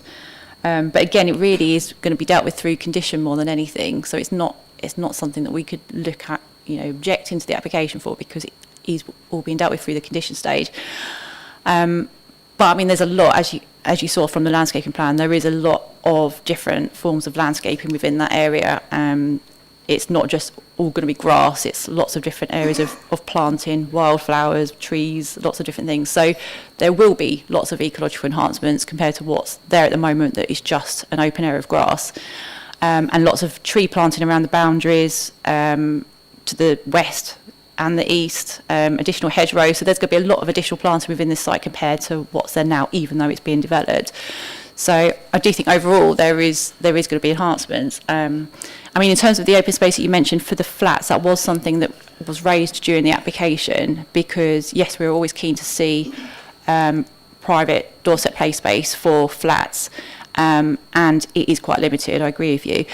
But what we've looked at is the fact that these flats to the north here and in this area here are all actually 1-bed units. So in terms of the policy, we couldn't actually request that they provide doorstep play space because they're not going to be family units. So the only 2-bed units are in this curved building at the bottom here, and that area has been amended. So that was smaller originally when the application came in, and they've then amended it by reconfiguring the parking area to the rear to enlarge that space. And we're now, we don't have any space standards for doorstep play space. We just have to judge it on whether we think the space is usable and accessible and suitable for the number of units. And in that central location, accessed directly from the rear of the building, we feel that probably is large enough to serve that building. So in terms of doorstep play space, that there is considered to be adequate provision. All of the houses clearly have gardens to the rear. I mean, to the north here, they have provided another space between the buildings, but again, these are all 1 bed, so they don't have to have provided it. They just have provided it just to provide an area for that building. And then in this location here, there's another area to the rear there. So, but neither of those actually are required by policy to have been provided. Thank you. Come back. Sorry, I just wanted to come back. Yeah, thank you. Thanks for that. Yeah, no, I agree that actually that the trees all around the edge of that park are a good ecological enhancement. I must have misunderstood looking at that, the number of gardens there, because I can't see they're not shown in green anyway, next to the houses. But if there are a number of gardens, then yeah, fair enough. And just one other question, sorry, which is unrelated to what I said, but what I commented on earlier. But the access to the site, am I right in assuming that the only way a car can drive onto that site is driving up the road from Sainsbury's? So if you're driving home from out of Thanet, you have to go past that entrance, up to Sainsbury's, around the roundabout and back to go in. As a matter of information. Yep. Yes, I'll just go back to the photo of the access. Not that one. There. So that is the existing access. So yes, I believe there's signs here. I think I parked there and turned out from there. So yeah, there's signs there saying that you have to turn left only. So yeah, if you were coming from the south, you couldn't turn into this because the way it's been designed, you wouldn't be able to swing around in it. So you would have to go back up to the roundabout, round again, and turn in to avoid vehicles turning across this road that is obviously quite a heavily used road and could cause accidents if you're trying to turn in and the car's coming along quite fast. So yeah, you'd have to turn out. Thank you very much, Councillor Crittenden. Thank you. My comments are actually in line with what Councillor Garner has already said. I do despair at the lack of imagination on the architectural design of some of our flats. I know we can't turn it down on that score, but I will say it. I wanted to ask, though, about the garden space, the green space, a little bit more about who and how will we ensure that the plantings in that space are enabled to take root, develop, who will be looking after it. And there doesn't actually appear to be any children's play. I know you said children can play there, but there doesn't actually appear to be any children's play facilities. Now, I know that there is a playground in Jackie Baker's, but that is not quite that close to where these properties are. You've got to cross Jackie Baker's and everything like that. So it's really about the maintenance, the long-term maintenance of this green space and children's play facilities. Thank you. Emma, can you answer that? Well, a landscape management plan would have been put on the outline application, so that then requires them to set up a management company that would look after the open space. So we would require details of that to come in so that we can understand who's going to be managing it, but usually they'd set up an association, pay money in from the residents, and then that management company would maintain the open space in accordance with the landscape management plan. In terms of actual play provision, because it's part of a larger site, again, that was considered as part of the original scheme where the play provision would be. So on this slide here, on the left of this slide, you'll see that there's a much larger play area within the linear park to the west. So that all fell within phase 1. So there's a quite a large play area that obviously will be easily accessible from phase 2 because they would just need to cross the road and continue the path along to get to that play space. There's also going to be a lap, I believe, within phase 3 to the north. So there just wasn't a requirement for, obviously we have to look at the overall site area, and through policy GI04 we look at the requirement for play provision, and there's a set space standard for equipped play and areas of amenity space. And so through that application we require them to achieve a certain minimum size for that. So that was all dealt with through that, and then we would have an open space specification policy, condition as well that would set out where all of that's going to be within the overall site. So within this particular linear park, there's not actual play provision, but yes, there is play provision in Jackie Baker's, and then there's play provision on the western linear park, and there will be other smaller areas of play within phase 3 as well. Thank you. Councillor Bayford. Thank you, Chair. Well, this site has already been designated for housing, and I personally feel that it's an excellent plan. I think that there's a lovely variety of properties. No design is to everyone's taste, but people need homes, 117 homes, and this caters for all all types of people, all members of society. I think with the parking and the soft landscaping, there is little to disapprove of. Thank you. Thank you for that. Councillor Moore. Yes, thank you, Chair. I tend to agree with Councillor Garner, and I'm slightly disappointed that the bird boxes have been reduced in the number they have. I'm also concerned with the landscaping. There's mention of trees, and we know that we've had trees planted recently that have been too small saplings and take a long time to grow. In the strategy there, has it been decided that there will be mature trees that are being planted, so that it gives that sense of greenery to straight away? And also crossing Hayne Road, what has the plan put in for crossing points? Because obviously we know that Hayne Road is a very busy road. There's no underpass going across that with all those number of houses. There'll be lots of children going to and froing. Or is there any consideration for footbridges to cross that? Because again, with all those houses there and the number of traffic going through there, it's going to be a hazard. I just wondered if that had been considered. Thank you, Chair. Emma, can you answer that one?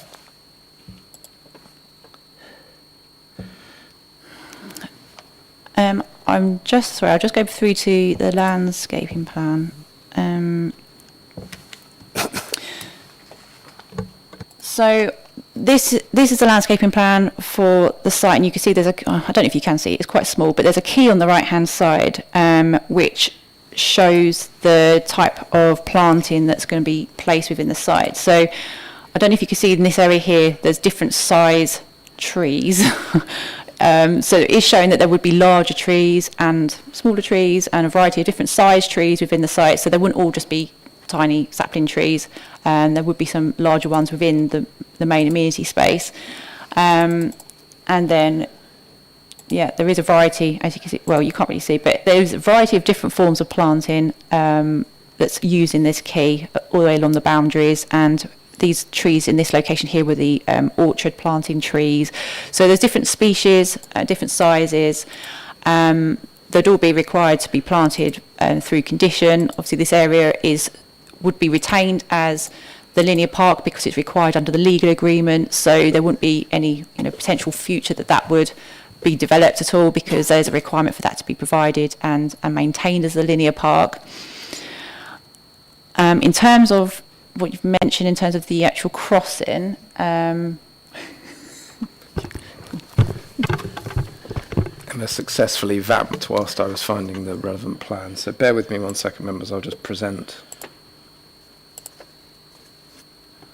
Hopefully you can see. Sorry, let me just get rid of all the stuff on the side. So what you're seeing here is the plan from the outline application. So on the left-hand side are the dwellings that were approved under phase 1. The access that was talked about in terms of the roundabout is here, and which goes down towards the Marlow Academy, and then going up here, this is the existing vehicular access that we looked at. What you can see is around where the linear park is where the crossing point is going to be. So if I zoom right in, you can see where the crossing point is going to be. So it's literally the whole principle behind the original outline application, and I'm actually going back to the 2011 outline application, was to try and provide the linear park with a crossing point in between, through from Jackie Baker's all the way around to the Westwood Village development, which is the 900 houses opposite the Toby Carvery, which was approved by members a number of years ago. So the crossing point was considered to be appropriate in that location to join the two park areas. Thank you. Councillor Moore? Can I just come back to that's an ordinary pedestrian crossing with lights and crossing point, not a footbridge or anything like that?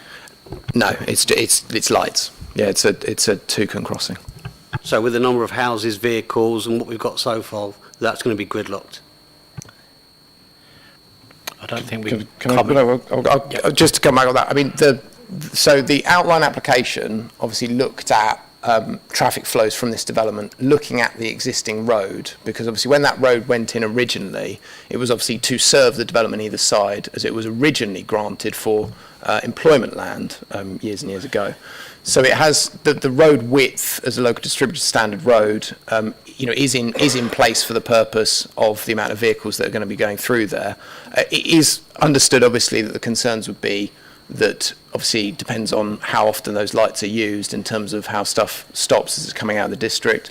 Obviously, the Hayne Road is one part of how the district is proposing to develop, and obviously there is the Thanet inner circuit, which is proposing to provide for the whole district with the inner route around to ensure that you're not just relying on one corridor to get from Ramsgate to Broadstairs in this instance. But for the detail here, it fundamentally is about the provision of obviously safe pedestrian parking, and obviously it has been something that Highways looked at with the outline and the original.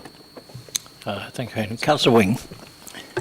Yeah, I understand it was business and commercial, and then it became residential, and I'm not quite sure the reasons why that happened. But and the school would have been put there in the first instant based on it being business and commercial, which maybe wouldn't have seen this intensity of development going in. I've got a number of concerns. The crossing point really worries me. That road is already really gridlocked at certain points of the day. So a bridge over the top would help alleviate that. This is certainly going to make it worse. It's a road I have to use quite regularly. I try to avoid it. I have concerns about the reduction in some of the various bird boxes. We're taking away a great big area that would have been a huge habitat, and you often see kestrels up there at present. They'll disappear. I have huge concerns about the aftercare of the green spaces, which look good. If you go further into Westwood Cross and you look at some of the developments up there, the trees are either dead or dying because there is no aftercare. So I've got no real confidence in those trees or those areas being maintained going into the future. So there will be a net loss of a diverse area. And the other thing I'd like to say is, I mean, we're now encouraged to ask questions about Southern Water because we don't ask them for a general all-encompassing report on how water usage and waste is going to be. So, and we're covering an area which was previously porous with quite a lot of tarmac and cement, which is not porous. Is the block paving porous? So are we trying to encourage as much of the hard surfaces that are put there to be as porous as they possibly can, given they're not going to be as porous as grassland or agricultural land, to help alleviate some of those terrible problems we have with our wastewater? Thank you, Councillor Wing. Emma. Yes, in terms of the drainage, the pink areas are paving areas that would be porous. Obviously, we've got the tarmac, and then I believe the areas that are dark grey aren't porous. For in terms of the actual drainage, there would be attenuation basin within the linear park area, so all of the water is looking to be drained into the linear park. So yeah, in terms of the areas that are porous, it's like I say the pink areas, but everything is looking to drain that direction. If I may come back on some of the other points, if that's okay.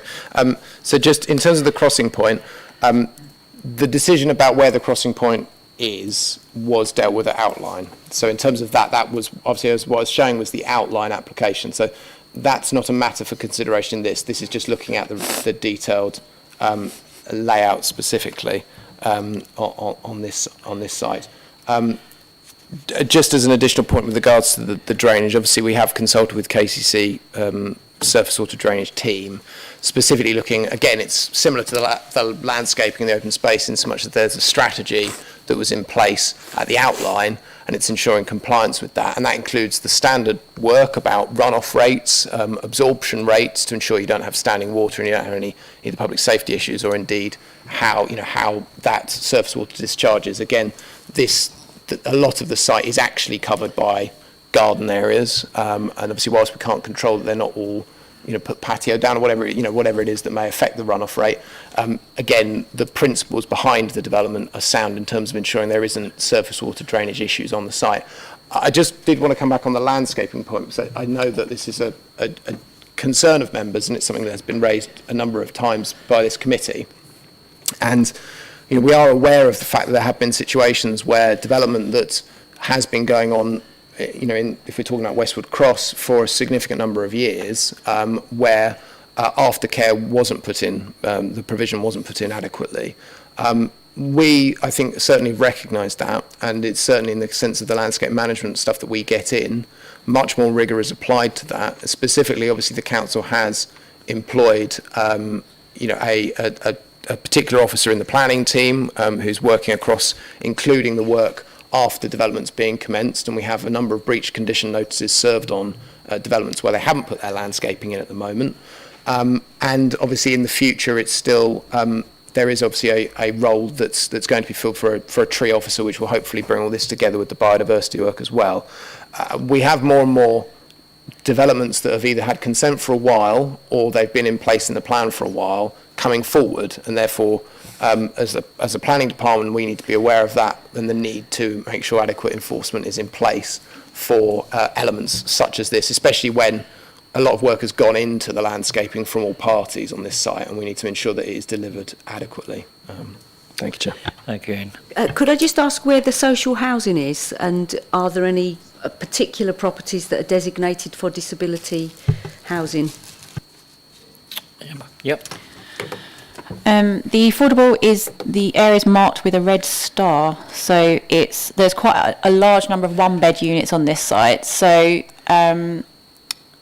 whilst we'd usually be looking for a mix of affordable, in this case there is a higher number of one-bed than we would usually expect through the policy.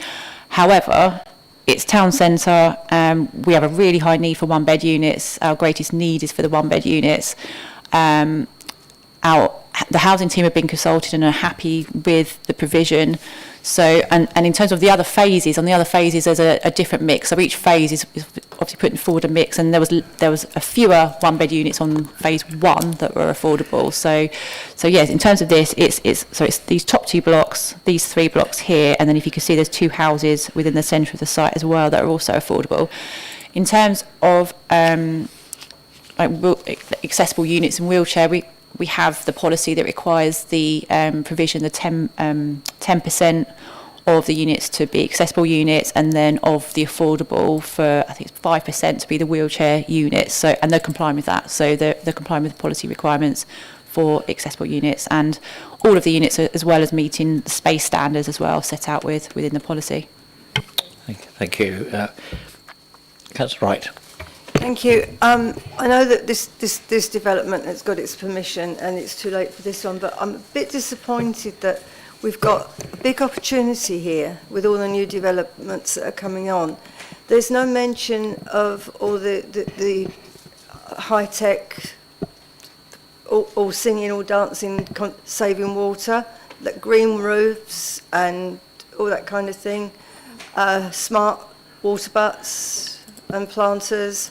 And I think maybe for the future, perhaps we should look at that for new developments as being as a step forward with climate change. Point taken, I think. Point taken there. Thank you, Councillor Wright. Councillor Towning. Yeah, hi.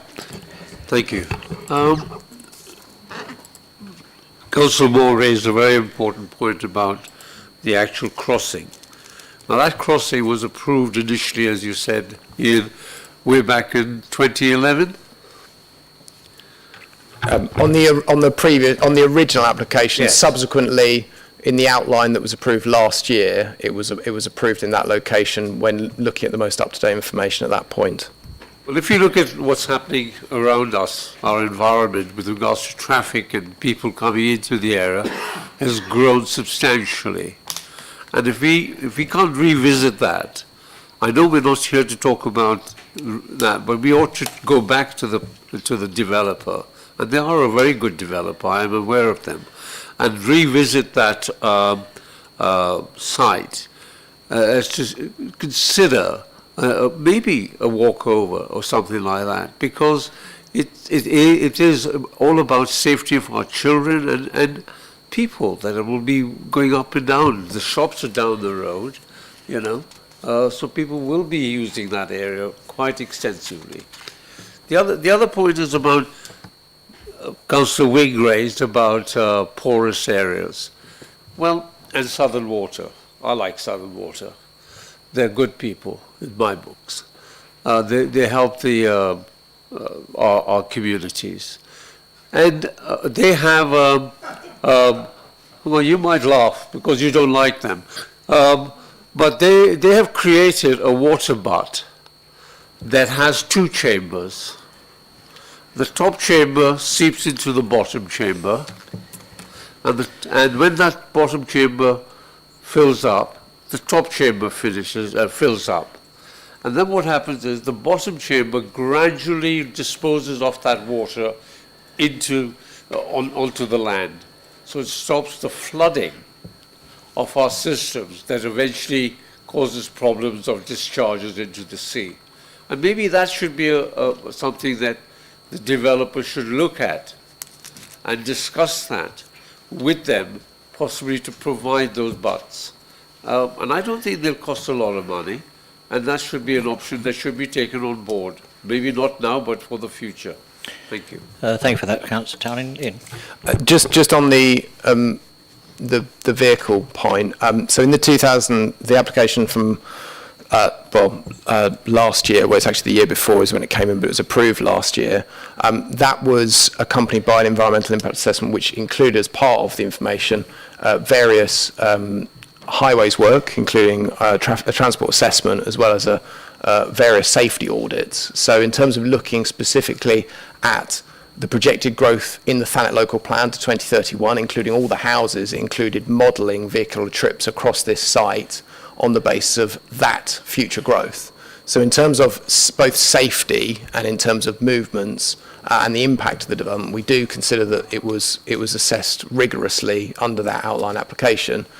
With regards to future measures that could be put in with regards to surface water drainage, it is obviously something that we are continually getting updates from KCC, SUD's team, about what they may accept as part of strategies on housing sites. That obviously can develop as things go on. Primarily, obviously, the aim is to try and get as much permeable surface paving in as possible, and also having either, actual sort of, effectively the sort of underground storage facilities, or indeed attenuation basins, if you can get it as well, to all in the aim of trying to reduce surface water drainage flow. But technology is improving, and obviously we'll continue to look at what comes in from applicants. Thank you. Last one, Councillor Crittenden. I just wanted to make a comment on the footbridge again, or on the crossing. I'm kind of conflicted because I actually do agree that this is going to cause considerable traffic delays, particularly at busy times. But a footbridge isn't actually very disabled or pushchair friendly either. So I'm kind of inclined to stick with the crossing and hope it works. Thank you for that. Okay, members, so draw a line under there. I think, again, good debate. I'm going to put this to you. It is for approval. Those in favour, could they please show?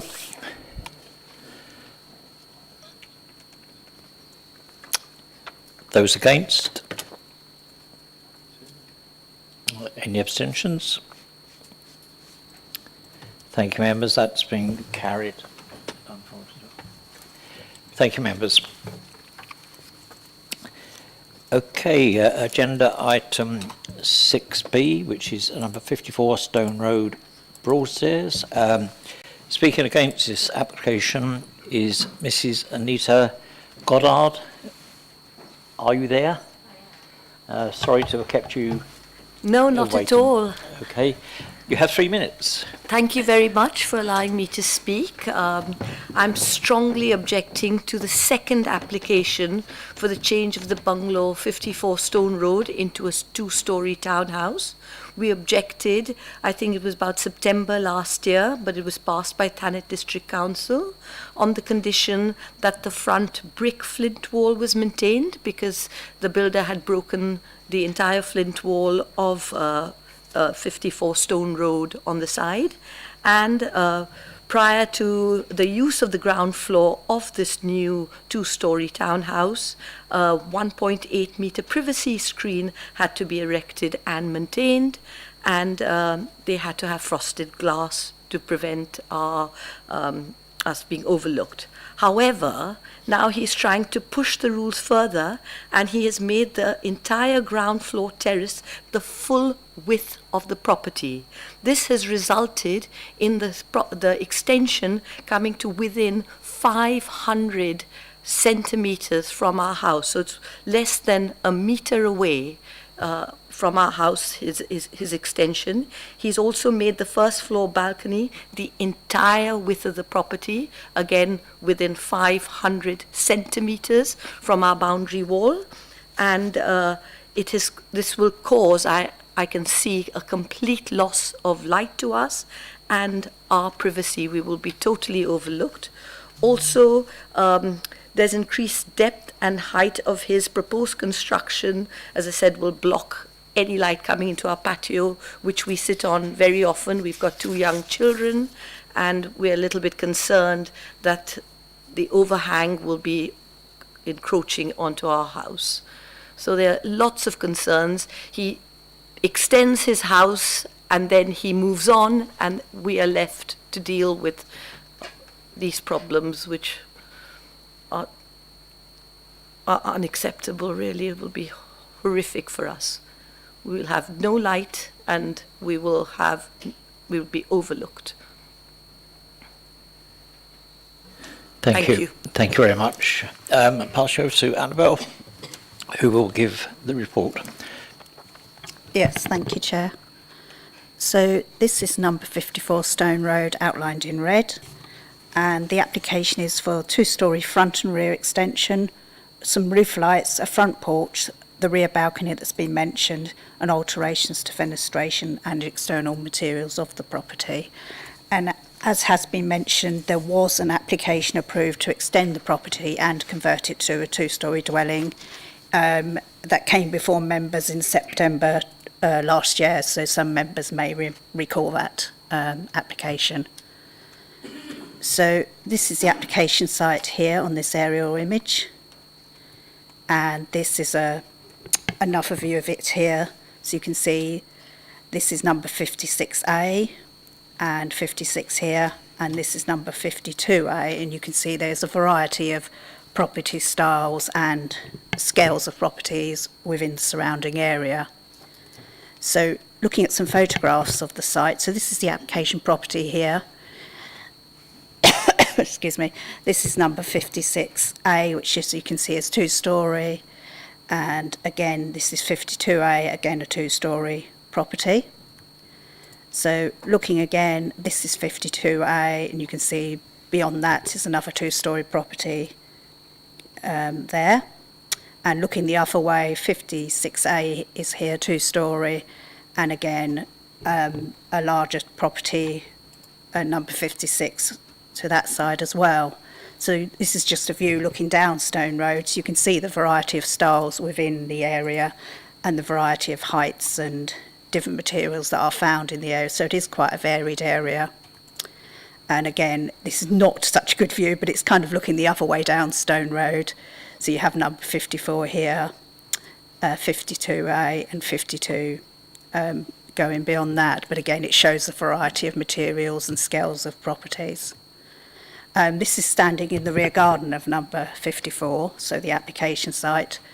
So 56A is now on the right of the side here, and this is number 52A, and you can see they are bigger than the current property that we've got at number 54 at the moment. So this is looking at number 54 here and the relationship between with number 56A. So I have to get my numbers in order. So you can see there is a gap between the properties, and number 56A is higher than obviously the chalet bungalow at the present time.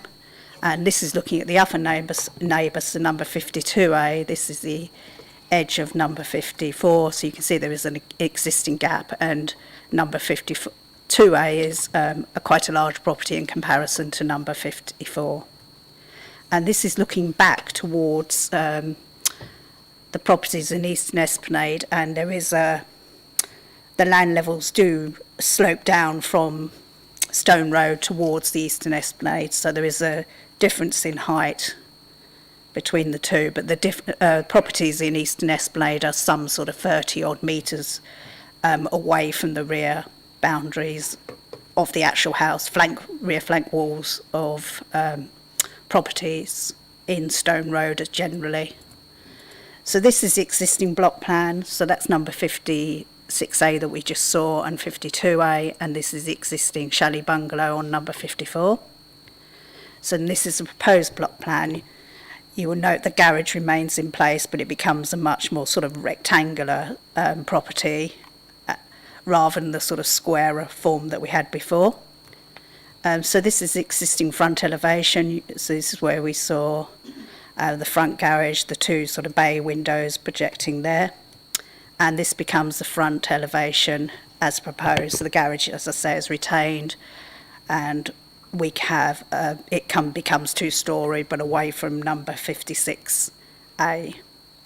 This is the existing north elevation, side elevation, so this fronts onto 56A, and this is a proposed side elevation to that facing onto 56A. This is the other side as existing, and a proposed side elevation, and you can see that yes, the two-storey elements coming in. The existing rear elevation, so this is the main property, this is the rear of the garage, and again the same view as proposed. So you can see there is the rear balcony here, there is the garage to the rear here, and it is considered that there would be no overlooking from the balcony towards properties in Eastern Esplanade given the 30 metre distance between the two, and it is considered, given the set-in from the two sides of the site, that there would not be a issue from overlooking to those properties on either side, so 52A and 56A, but there would be an option if members thought it appropriate to perhaps put some privacy screens to the sides of that balcony, but we have not suggested it as a condition at the present time. So we have the existing roof plan here, and we do have the proposed roof plan. So as I say, it becomes obviously two-storey, but a much more rectangular property. So this existing ground floor of the property, so it's single-storey, the garage again here. This is the proposed first floor, so we have the terrace that's been referred to here. The garage stays in place. We have home offices, lounge, a Peloton room, and the dining room kitchen, sort of standard living accommodation at this level. Then we have the bedrooms on the first floor, and that's the balcony that you've seen on the elevations here, the master bedroom and the two further bedrooms to the front. So this is the existing street scene, so you can see what we've seen in the photographs previously, that number 54 is maybe odd slightly with this part of Stone Road in that it's smaller and it is a chalet bungalow, but given the variety of what's around it, it is what it is.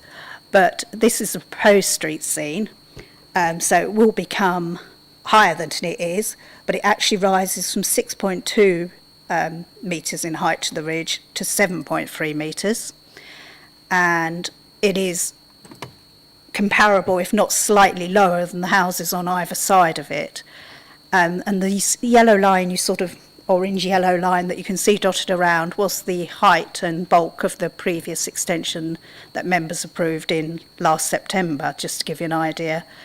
And just to give you an idea of that, this is what was approved at the front elevation of in 2022 in September last year. So officers are consider that given the variety and scale and materials within the this area of Stone Road, it is not considered that the design or would look out of keeping, or the materials proposed, which is a render and cladding into some elements, as you can see from this, sorry, the wrong elevation. Sorry, go back to this front elevation, so it's render and cladding, so it's a material that's found in the surrounding area. It isn't considered that there is an impact on residential amenities of surrounding occupiers, and it would provide a good standard of accommodation for future occupiers. And there are no highway issues considered with it. The rear wall has been mentioned, and it is understood and proposed that the rear wall, the flint wall, will be put back in that area. So the officer recommendation is for approval. Thank you, members. Thank you, Anna. Well, as you heard, it is recommended for approval. I move the officer's recommendation. Could Councillor Shrub please second? Second that, Chair. Thank you. Members. Councillor Everett. Yeah, I have to say I don't see anything wrong with it, but I'd just like some clarification really as to the separation distance between the building as it is and the neighbouring properties, because the objector seemed to think it was considerably closer to their property than what we're seeing on the screen would suggest. So can we just be clear what the separation distances are? I'll ask Annabelle if she can come back. Apologies, I will have to measure them, but bear with me. I will go to Councillor Moore while we're waiting. Councillor Moore. Yes, thank you, Chair. Looking at the application, there were a few conditions that were put in place on the previous one. Have they been complied with? Because it's mentioned that the flint wall was taken down. Has it been put back? Because obviously I can see from the Brorsted Society they raised that. Obviously, again, as Councillor Everett said, I'm concerned about the proximity of the neighbour's boundary, and also I think that with that rear extension, there should be a condition that there should be screening to prevent overlooking, because that's quite a large rear first floor balcony area. Thank you, Chair. Thank you. Yes, you can. Yes. Sorry, just whilst we're getting measurements on one thing, if I can come back just on the balcony point, and I'm going to quickly ask Annabelle to go to the slide that shows the floor plan of first floor. It's okay. So the balcony itself, which is obviously at the top of the image there, that doesn't protrude out from the back of the property. So what you're seeing there is that the roof of that gable comes over the balcony. So what that's physically restricting is views either side. And obviously, what we would normally do with privacy screens, if you've got a balcony that's overhanging, is you put privacy screens up either side, so you can't just turn to your left and right and see into a neighbour's garden. So because of that, all the views are being channelled down the garden, and as Annabelle mentioned, the distance there is significant to the properties on Eastern Esplanade. So in terms of any additional restrictions that could be put on, it's not considered that there's any harm to mitigate with regards to additional restrictions on, say, the area of that balcony. Because obviously you could constrain the width of it by putting privacy screens up sort of within the sort of overall scale of the property and within that balcony area. But at the moment you can't turn left and right and see. You've got an angled view down and a view towards the sea. So there isn't considered to be a need for further mitigation on that side of things. I'm going to have to just have a quick investigation with regards to the flint wall, unless Annabelle knows the answer off the top of her head. But I will come back on that, and I will defer for the measurements now.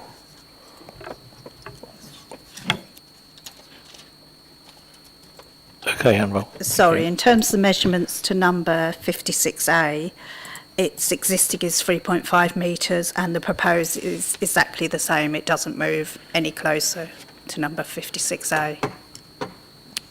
Thank you. Councillor Moore. Yes, thank you, Chair. Yeah, I take on board what Mr Livingston said about the balcony with the roof side coming down. But if you go to the edge of the balcony, you can look over. You can look into that garden. You're not back in the building. You're coming up to the balcony, looking out, and you can see into both gardens. Right, I'll bring back in, and then I mean, the principle behind it, in terms of overlooking, obviously you've got rear-facing windows at first floor. In most residential properties, you could open your window, turn to the left, turn to the right, and look into your neighbour's garden. What we're trying to do is create a situation where you're not creating prolonged overlooking. We can't stop human behaviour potentially, but at the same time, it's all about integrating into the design to ensure you're not resulting in a flat roof area where people are sitting out on and they literally are sitting down and looking left and right. So by virtue of having that, having actually the gable and this inset within the gable means if you're on that balcony, you're not able to look directly one way or another. So what the aim of this is trying to do is, like first floor windows at the back pointing towards the rear, the first 5 metres at the rear of your property is the most private, because that's the view that you're not getting from those first floor windows. So again, this doesn't make the situation any worse than a normal two-storey relationship because of where the balcony is in that property and how it has been designed. Thank you. And Mrs. Goddard, I'm afraid I can't bring you back. No, I'm sorry. No, I can't. I'm sorry. Coming back to Councillor Everett, did you get the answer you asked? Well, I understand that there's a 3.5 metres separation distance to the boundary. So we're talking about 52A, are we? Or we're talking about 54? I get my numbers right. Maybe me again, I don't know whether... We're going to measure both properties and be able to tell you. Obviously, the main thing on the relationship with 56A, so the one to the left, is obviously if Annabelle could skip back to the existing block plan, you can see that the garage position isn't changing in terms of the actual single-storey element. So that relationship is effectively the same in terms of there's something on the boundary at the moment, and there's going to be something on the boundary with the change to the garage that's there at the moment. Why we're looking, I'll come to Councillor Bayford. Thank you, Chair. It was established when the previous application came in that it is perfectly reasonable for there to be an extension in this place. But and I think this was accepted eventually by the residents, but I'm sure that this property, the extension has moved closer to the other property. And like Councillor Everett, I'm totally confused by the diagram, because it looks like a big space, but I can't. I thought it was much nearer. While we're checking still, I believe I will come back to Councillor Moore. Yes, Chair. It's all very well measuring off a plan, but we're not actually looking at the building in situ now. So we could say that the plan says that it's 3 metres, but we actually look at the building in face value, and you might find that it's even closer, as one of the objectors has stated. Yep. Fair comment, fair point. Councillor Keane. Can we have the photo back up showing the properties as they are now, please? If you could bear with us a moment, Councillor Keane.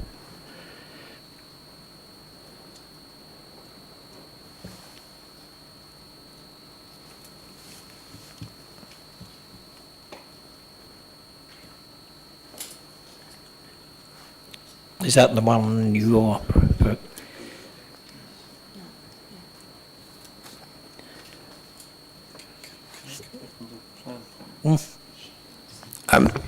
I think I just want to raise a point about the plans and the concern about the accuracy of the plans. Obviously, in terms of what's been submitted includes existing site plans. There's been no suggestion that I understand through that the process that the existing plans are inaccurate, and I would be a bit concerned about suggesting that that's necessarily the case. Obviously, what we've looked at is what they've proposed, and fundamentally, sorry, Annabelle, again, could you get to the proposed block plan? That's okay.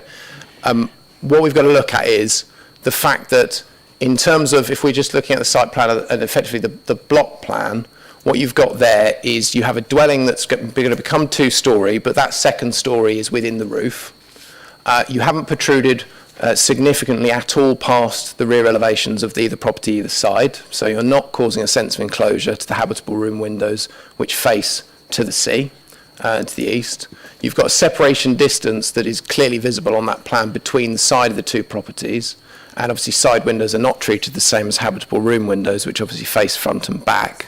And therefore, in terms of the impact on the neighbours either side, there isn't considered to be an impact that, again, would warrant a reason for refusal. And again, we have to obviously look at there is a previous approval, which obviously the footprint was different, but we are working the fact there is a property on there at the moment as well. If obviously it was enlarged, it was larger, and it was a full 2-storey, there may well be more of a concern. But obviously the bulk of the property, the new part of the property, as well as that depth, is actually obviously at that first floor level, but it's obviously within that pitched roof, and those two sides are pitching away from the neighbours. So that's why we consider that it is acceptable as it is with the relationships as shown on this proposed block plan. Thank you, Ian. Does that answer Councillor Keane? Yeah. No. Thank you. Right, so come back to officers. Annabelle, can you?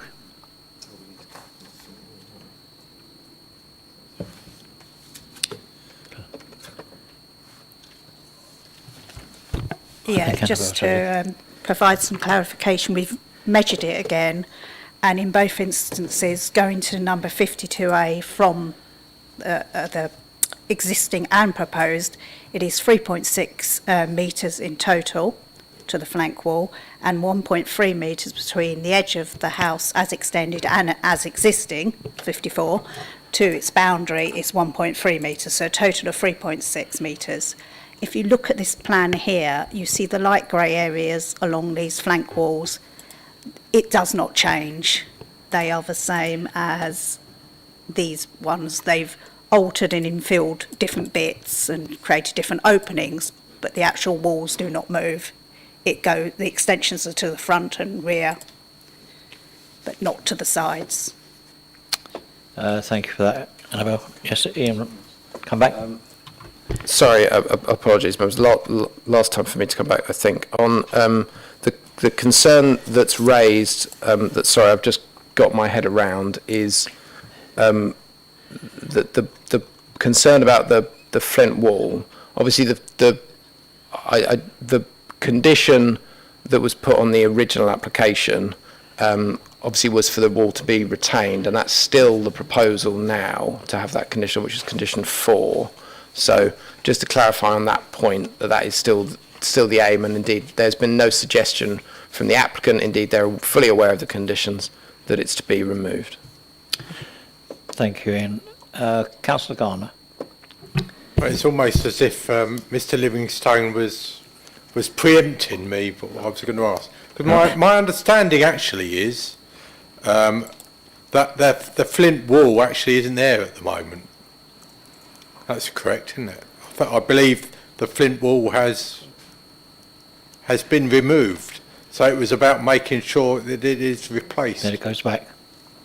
So the condition says, in the interest of visual amenity, no, well, that's the wrong condition. But the condition 4 says the front brick and flint boundary wall shall be retained as part of the development. Yeah.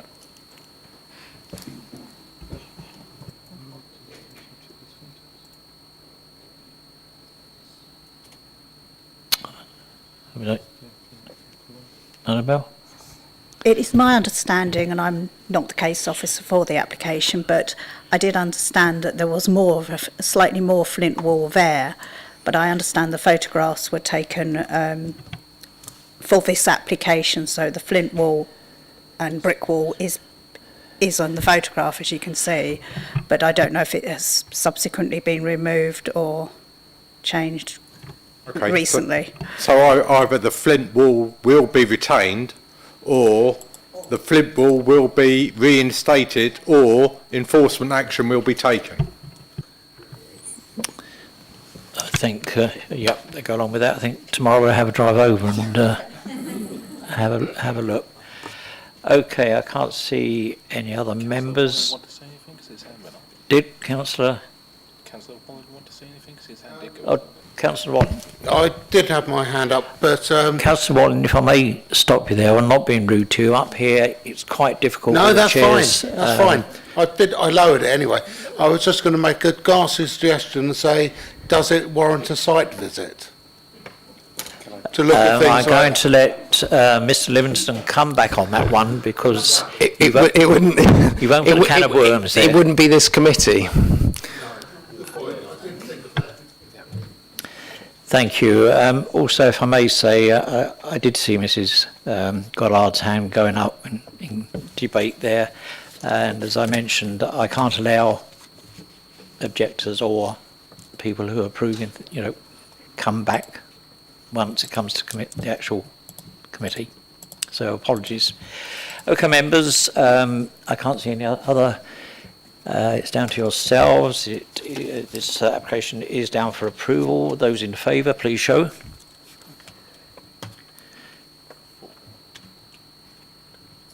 Those against? Abstentions?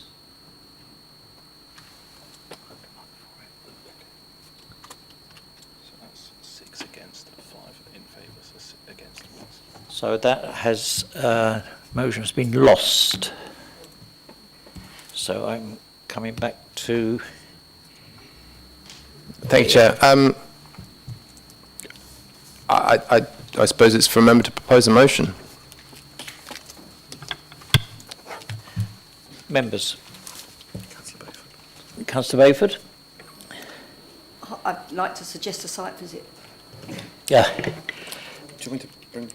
Yes, I think we've discussed this earlier in the week, Councillor Bayford. Obviously, with all what's the elections and I'll bring.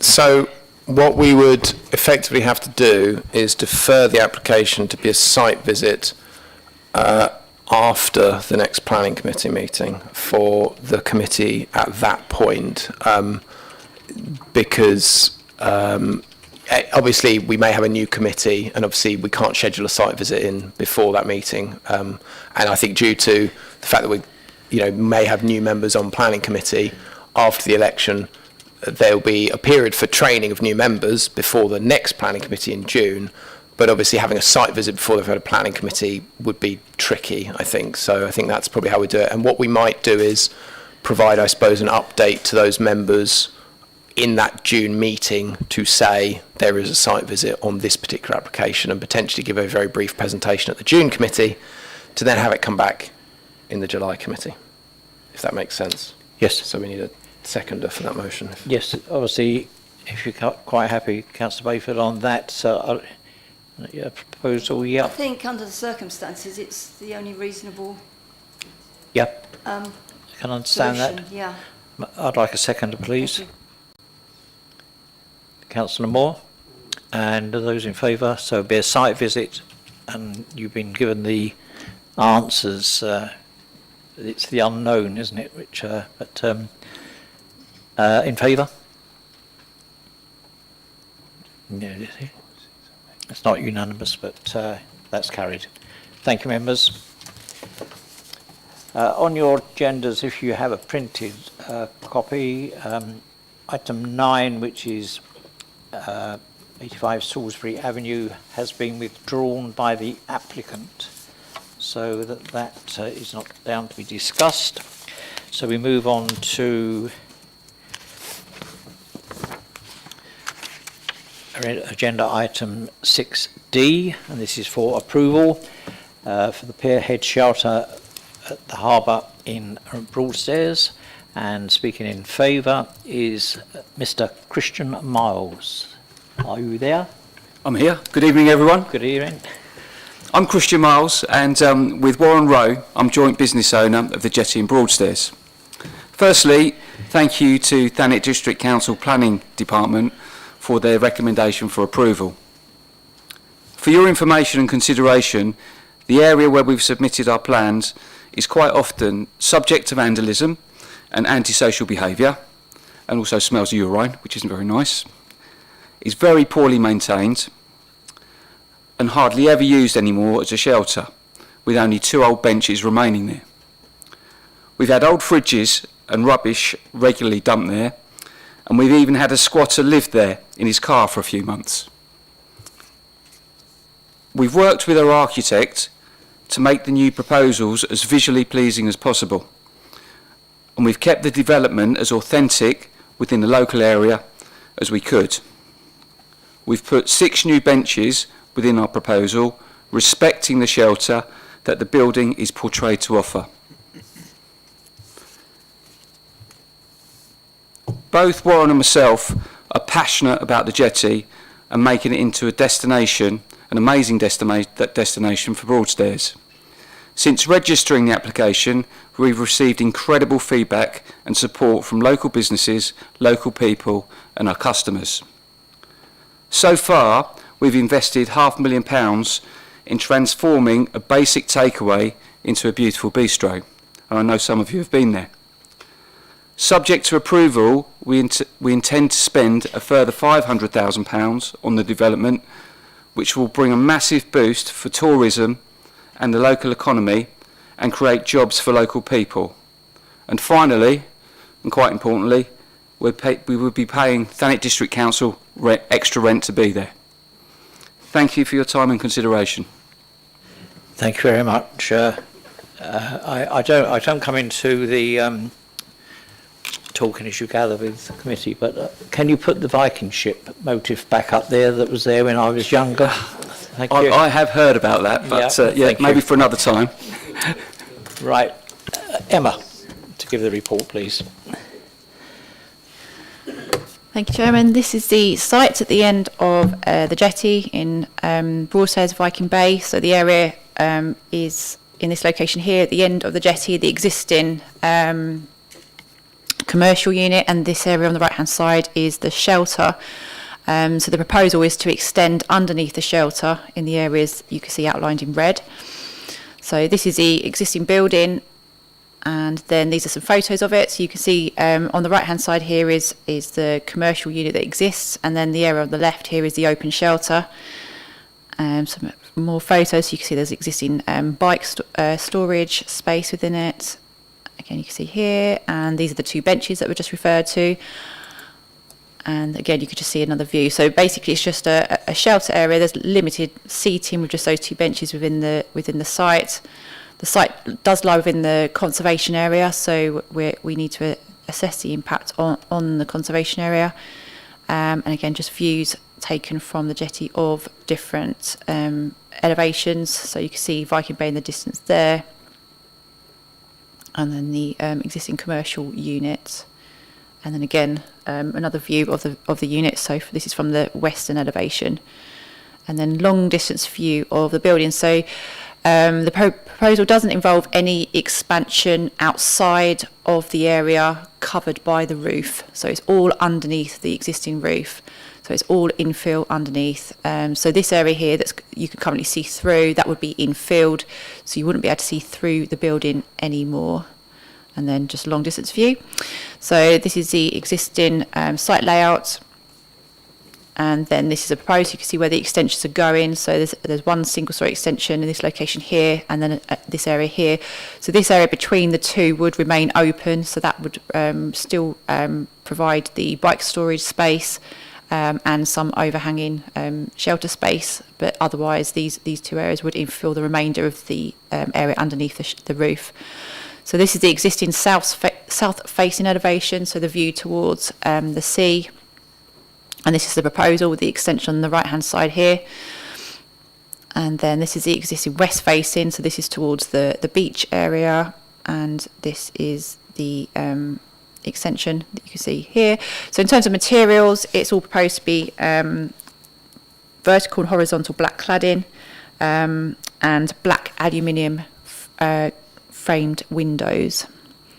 And then this is the north facing elevation, and then this is the proposed elevation showing the infill of the extension. You can see the proposed benches in this location here. So to the north, 6 benches are proposed outside the extension area. And then this is the east facing elevation, and this is the proposal. So in this area here, these are concrete framed picture windows, and again you can see the aluminium frames, and then the black cladding, which is in keeping with the existing cladding on the building.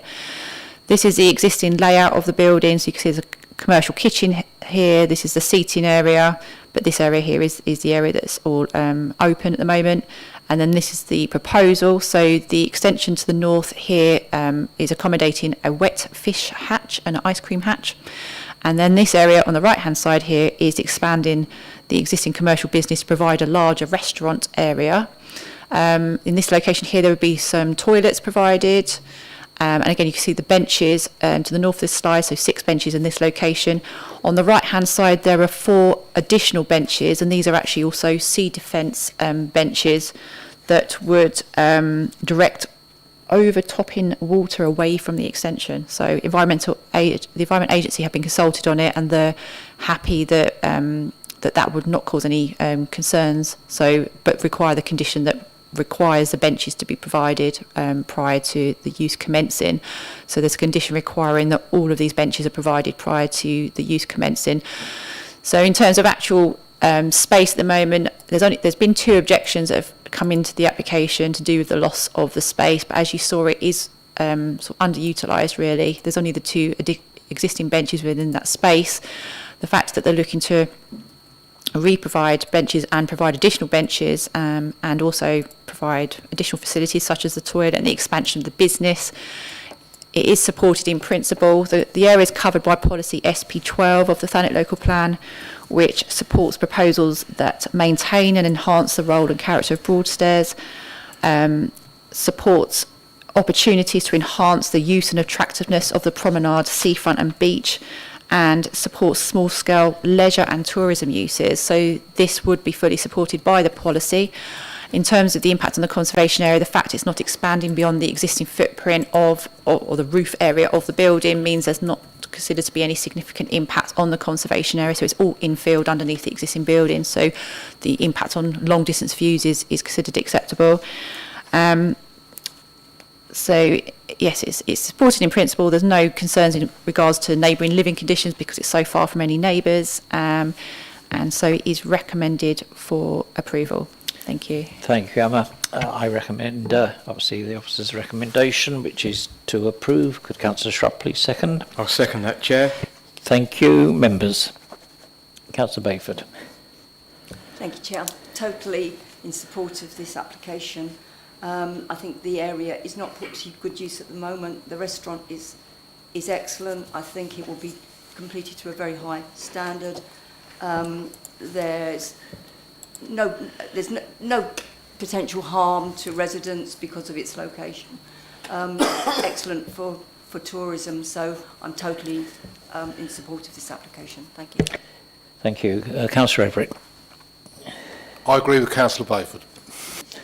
Cool. That was quick. Thank you. Councillor Moore. Yes, thank you, Chair. On that new layout, where's the bin storage area? Or the bins going to be on the pier as they are at the moment? Secondly, I noted that in one of the pictures, there doesn't seem to be any partitioning from the car park area to the pier shelter, as there is, or there should be, because there's no vehicular access to go onto that, and that railing and fencing is there for that reason. So I'm just wondering whether that's part of the development to put that back, and where the bins are, because otherwise the bins are just on the promenade on itself. I presume the building is still owned by TDC, or is it now? Yeah. Yep. So TDC need to bring that back in and make sure those things are reinstated, because at the moment they're missing. Thank you. Do you wish to come back, Emma? Yes, the building is owned by TDC, which is why it's been brought before members tonight. In terms of the bin storage area, that's in this location here, the centre of the site, so that area is outlined for bin storage. In terms of the other point you mentioned, I'm not quite sure what you mean. I'll go back to the photos. Are you talking about on the left-hand side here? I don't know if there's a better view. So you're saying that something's been removed? I'm not sure, I'm afraid, sorry. Yes, Emma, there would have been a wooden barrier preventing vehicles to drive forward towards the shelter, and there was a wooden gate. The wooden gate disappeared, and a metal gate turned up. Now the metal gate's gone. So I don't know whether the developers had a gate there to reinstate the damaged one, but I think that railing is missing at the moment because it's not clear from that picture. Thank you, Councillor Moore. Ian's coming back on I think even though it's not directly relevant with regards to the extension, but I think in terms of raising that point, I think we will pass that on to colleagues who deal with both the estate side of things to separately find out what's going on that matter. Yep. No. You're here from officers. Okay, thank you. Councillor Schropp. Well, I'm a big fan of tourism in the area, the whole of the area, all of our towns, and I've only ever heard good things about the business down there at the jetty, so like Councillor Bayford, I will be supporting this application. Thank you. Councillor Wing. Yeah, I think I know I call it a small project, but it's not. It's a significant amount of money. It's the way forward. We've got so many derelict shelters that maybe this will lead the way in us being brave enough to convert some of our other shelters. The only objection I have that it's not in Central Harbour Ramsgate. I can see you going over there with colleagues and moving it. Councillor Walling, did you put your hand up? No, okay. Councillor Rozeski. Thank you, Chair. Knowing the area very well as I do, that shelter is in a terrible condition at the moment.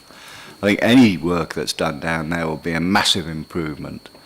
The proposals that have been put forward are very high quality and very good. And I think that for Broadstairs itself, this can only be a big benefit.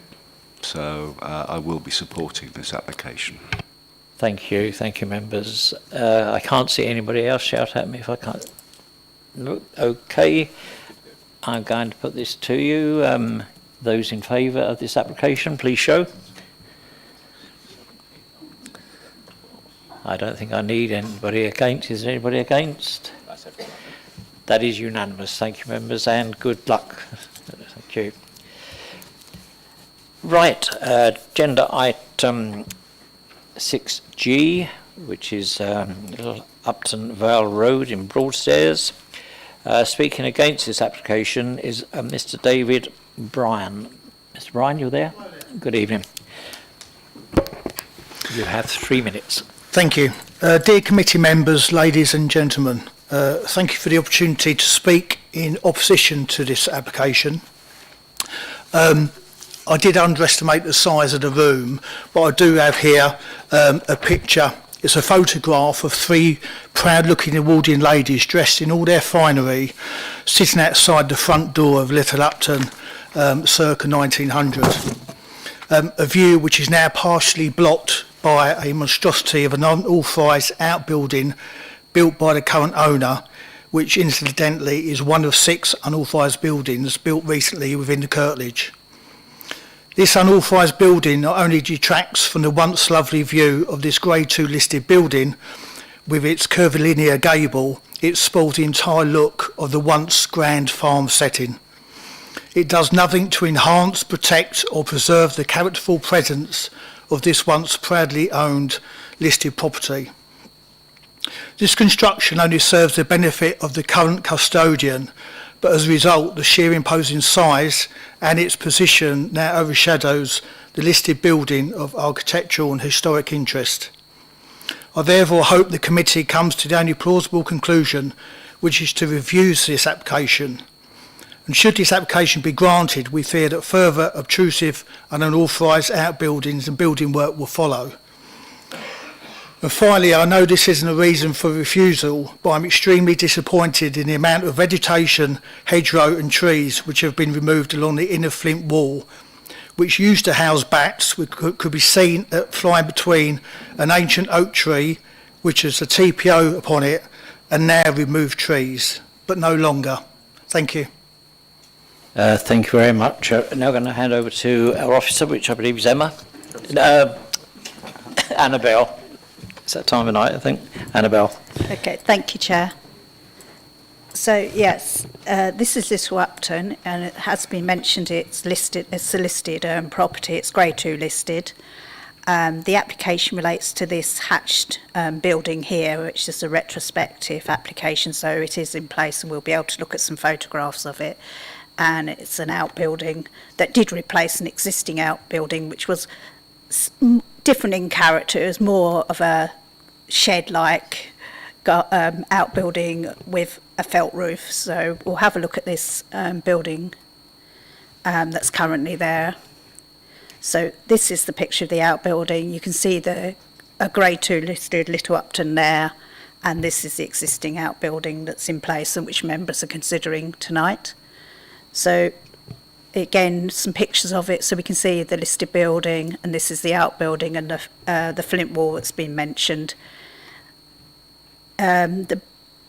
It's not in a conservation area, and the tree with the TPO is... All right, I'll stop now. It had to happen tonight, didn't it? Sorry. Yes. Sorry, yes, it's not in a conservation area, although the building is listed, and the tree of the TPO is still on site, but some vegetation that used to sit within the property has been removed, so the site is more visible from public vantage points. This is an actual image from Google, so it's not a photograph taken by one of our officers, but as you can see, you've got the listed building here, the outbuilding that we're discussing and considering tonight, and you will note that the flint wall is relatively low and the pavement quite high, so you can get views over that flint wall into Little Upton and its curtilage. Some more views taken from across the road, so you can see the outbuilding there, the flint wall. Again, moving round, you can see the frontage of Little Upton and the roof of the building there. And again, we're moving along Vale Road and looking back on the outbuilding here, so you can see it is above the wall, and as we've seen from when you're standing next to it, you can get views down into it. And again, enough of you looking further back towards the outbuilding on the left-hand side of that slide. So the building itself is 3.8 metres wide, has a length of 6.4 metres, and is actually in its own right not a badly designed building. No objection is actually raised to it in its own right, but it does fail to respect the appearance and sits in a location that dominates the actual listed building and fails to have that relationship with it. It feels more in keeping, as the conservation officer mentions in the officer report, with some of the extensions and other buildings works that have taken place, but it is a dominant feature when you look at it in relation to the listed building. So the officer recommendation that it is overly dominant, it does affect the setting of the listed building and adjacent cottages that all form part of the group with the listed buildings. So the officer recommendation is to refuse the application. Thank you, Chair. Thank you, Annabelle. I move that the officer's recommendation, which you've heard. Could Councillor Shrub please second? Second that, Chair. Thank you. Members? Thank you, Councillor Keane. So can I just check what the building is used for, and also is it any taller than the previous building? Thank you. Can Annabelle? Oh no, don't worry. Same tonight. It's my understanding it is just a general outbuilding and association with, it's not like an annex or any particular use, it is just a garden building as I understand it. I don't have the measurements of the building that was replaced, but I do understand it was slightly, potentially smaller, but not significantly smaller, but it was a more sort of shed-like, for want of a better word, appearance. So, please, Madam, I'm sorry, I can't. Councillor Bayford. Thank you, Chair, yeah, my understanding was that it replaced a building that was similar in size and also in very, very poor condition. So I can't really understand why that was okay and this isn't. Thank you. Thank you. Councillor Crittenden. I think my question is very much along the same lines as what we've already heard, is what was there before and how is this different? What did the previous building look like? Thank you. Ian. So what I will do is I will try and show you via Google Street View over the previous years. So one of the things that's obviously occurred, as mentioned, with regards to the outbuilding, the landscaping being reduced, is that there were restricted views into the site which are now sort of, I suppose, increased by virtue of the landscaping going. But if I quickly just present my screen. And again, so this is again the records that are provided to everyone via the public forum. So here is the view of the site using Google at the moment. If I go back in time, you can see that there was landscaping there previously. What you may be able to see here, though, is a single-storey flat roof shed that I think, again, I can't tell you the specifics of the size of it, but I think from the appearance-wise, if I then skip back, you can see that it's quite notably bigger. Okay, thank you. Councillor Townley. I quite agree with Councillor Bayford and Crittenden. It's replacing a building I understand that was there before, and I suppose it's been built on the original footprints that were there as well. And I can't understand why it's being rejected on the basis of a not actually inconsistent with the rest of the building area, because it's not in the conservation area. So why should that be effective in any way, shape or form? Just to come back on that, I think that there's no question that the building that's been constructed needs planning permission, because an outbuilding in the grounds of a listed building isn't permitted development, so you need planning permission for it. We can't ascertain in terms of from our records, there doesn't appear to be planning permission for the shed. There's a question of whether or not the shed itself was operational development, depending on how it was fixed to the ground. It could have been effectively a temporary structure. But what's being judged is what they've proposed. So we can obviously look at, as we have, what was there, but obviously they've built a new building, and so it does need to be judged on its own merits. And obviously it does have a different sort of scale, should we say, to what was there. I think the concerns that we have that's obviously been put forward by the Conservation Officer, and obviously you've seen the comments that are in the report that have been received, is, as Annabelle said, the building itself in itself is well designed, but it is not located in the right place on the site, as we would say. The view that you now get, and indeed you would have got at different times in year, depending on the landscaping, through to the frontage of the building, has obviously been altered.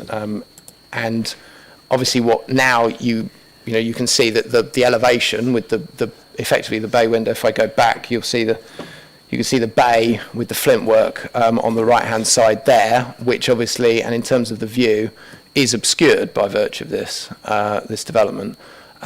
There was a previous application, which is referred to in the Conservation Officer's comment, from 2006, which is not necessarily relevant in terms of looking at a building on this site, but that was actually looking at an outbuilding where there are currently temporary outbuildings on the right-hand side. And again, in the same way, it was considered that the impact on the setting of Little Upton, by virtue of the way it addresses the open space that you can see on that plan, is an important part of its setting and indeed its significance. So whilst it's not in a conservation area, the council has a statutory duty to ensure that designated heritage assets are preserved or enhanced, and we do not consider that there are public benefits to outweigh the harm that's caused from the outbuilding where it is. Thank you, Ian. Councillor Garner. Thank you. I'm going to speak in full support of the Planning Officer's recommendations with this application. Over the last couple of years, I've become very familiar with this site. One, it's not that far from where I live. I'm walking up and down, and I've become very familiar, or increasingly familiar with the building over those years, as every time, as frequently when I've walked past or driven past, more and more of the trees and growth around the wall, where you wouldn't have noticed the original building because of that, has disappeared and been removed. And I did dispute a couple of years ago when I was contacted, I did get in touch with enforcement, but although the TPO tree is still in place, I do feel that some of the growth associated around that TPO tree should have been considered necessary for enforcement, because it shouldn't have been removed. But the facts are clear. The building needs planning permission. It hasn't got planning permission, and it should be refused. End of. Thank you, Councillor Garner. Councillor Everett. Yeah, I'm also going to support the planning officer's recommendation. I think there's no question that it affects the setting of the listed building. It's in the wrong place. It might be possible to put it somewhere else on the site. It's not of itself unattractive, but it clearly obstructs views of the listed building, and I don't think we should be permissive and granting these things just because people build them. I think what was there previously was much less obtrusive, and I should be supporting the recommendation. Thank you. Councillor Wing. I think that the fact it's not in a conservation area is irrelevant, because I think there's some concept of curtilage. So a historical building has a curtilage, which is the rest of its site. So whatever you build in that site needs to relate in some way to the listed building. What's interesting, the building at the top, if we could go back to a picture of the one we see, the building, that one there, it also seems that it's built of this total black material, which is totally out of keeping with the sort of red brick of the listed building. I sort of fully support the officer's refusal of this, because it just sticks out like a sore thumb. It just doesn't relate in any way, shape or form to the building. It looks a nice building in itself, but it's in the wrong place. But the building behind it is also interesting, because it's also built of this black stuff, apart from that's completely different to the red brick of the historic building. So it's a shame. Thank you. Councillor Crittenden, come back. Yeah, I'm going to take a slightly different view. It seems to me that the problem is less about the look of the building than the fact that you can now see it because the vegetation has gone. Whereas the vegetation before was hiding something dilapidated and yucky, now we can see something that looks a bit smarter, but is now a problem because we can see it.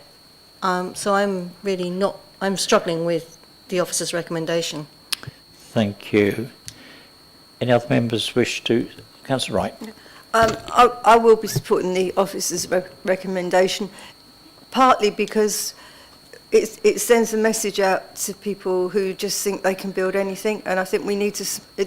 It's not often we get an officer that supports a retrospective being dealt with, and I think therefore we should be supporting the officer.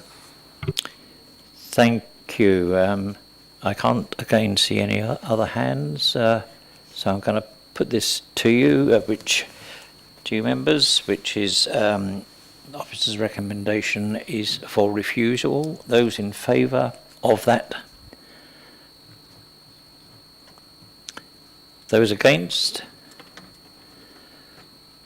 Abstentions?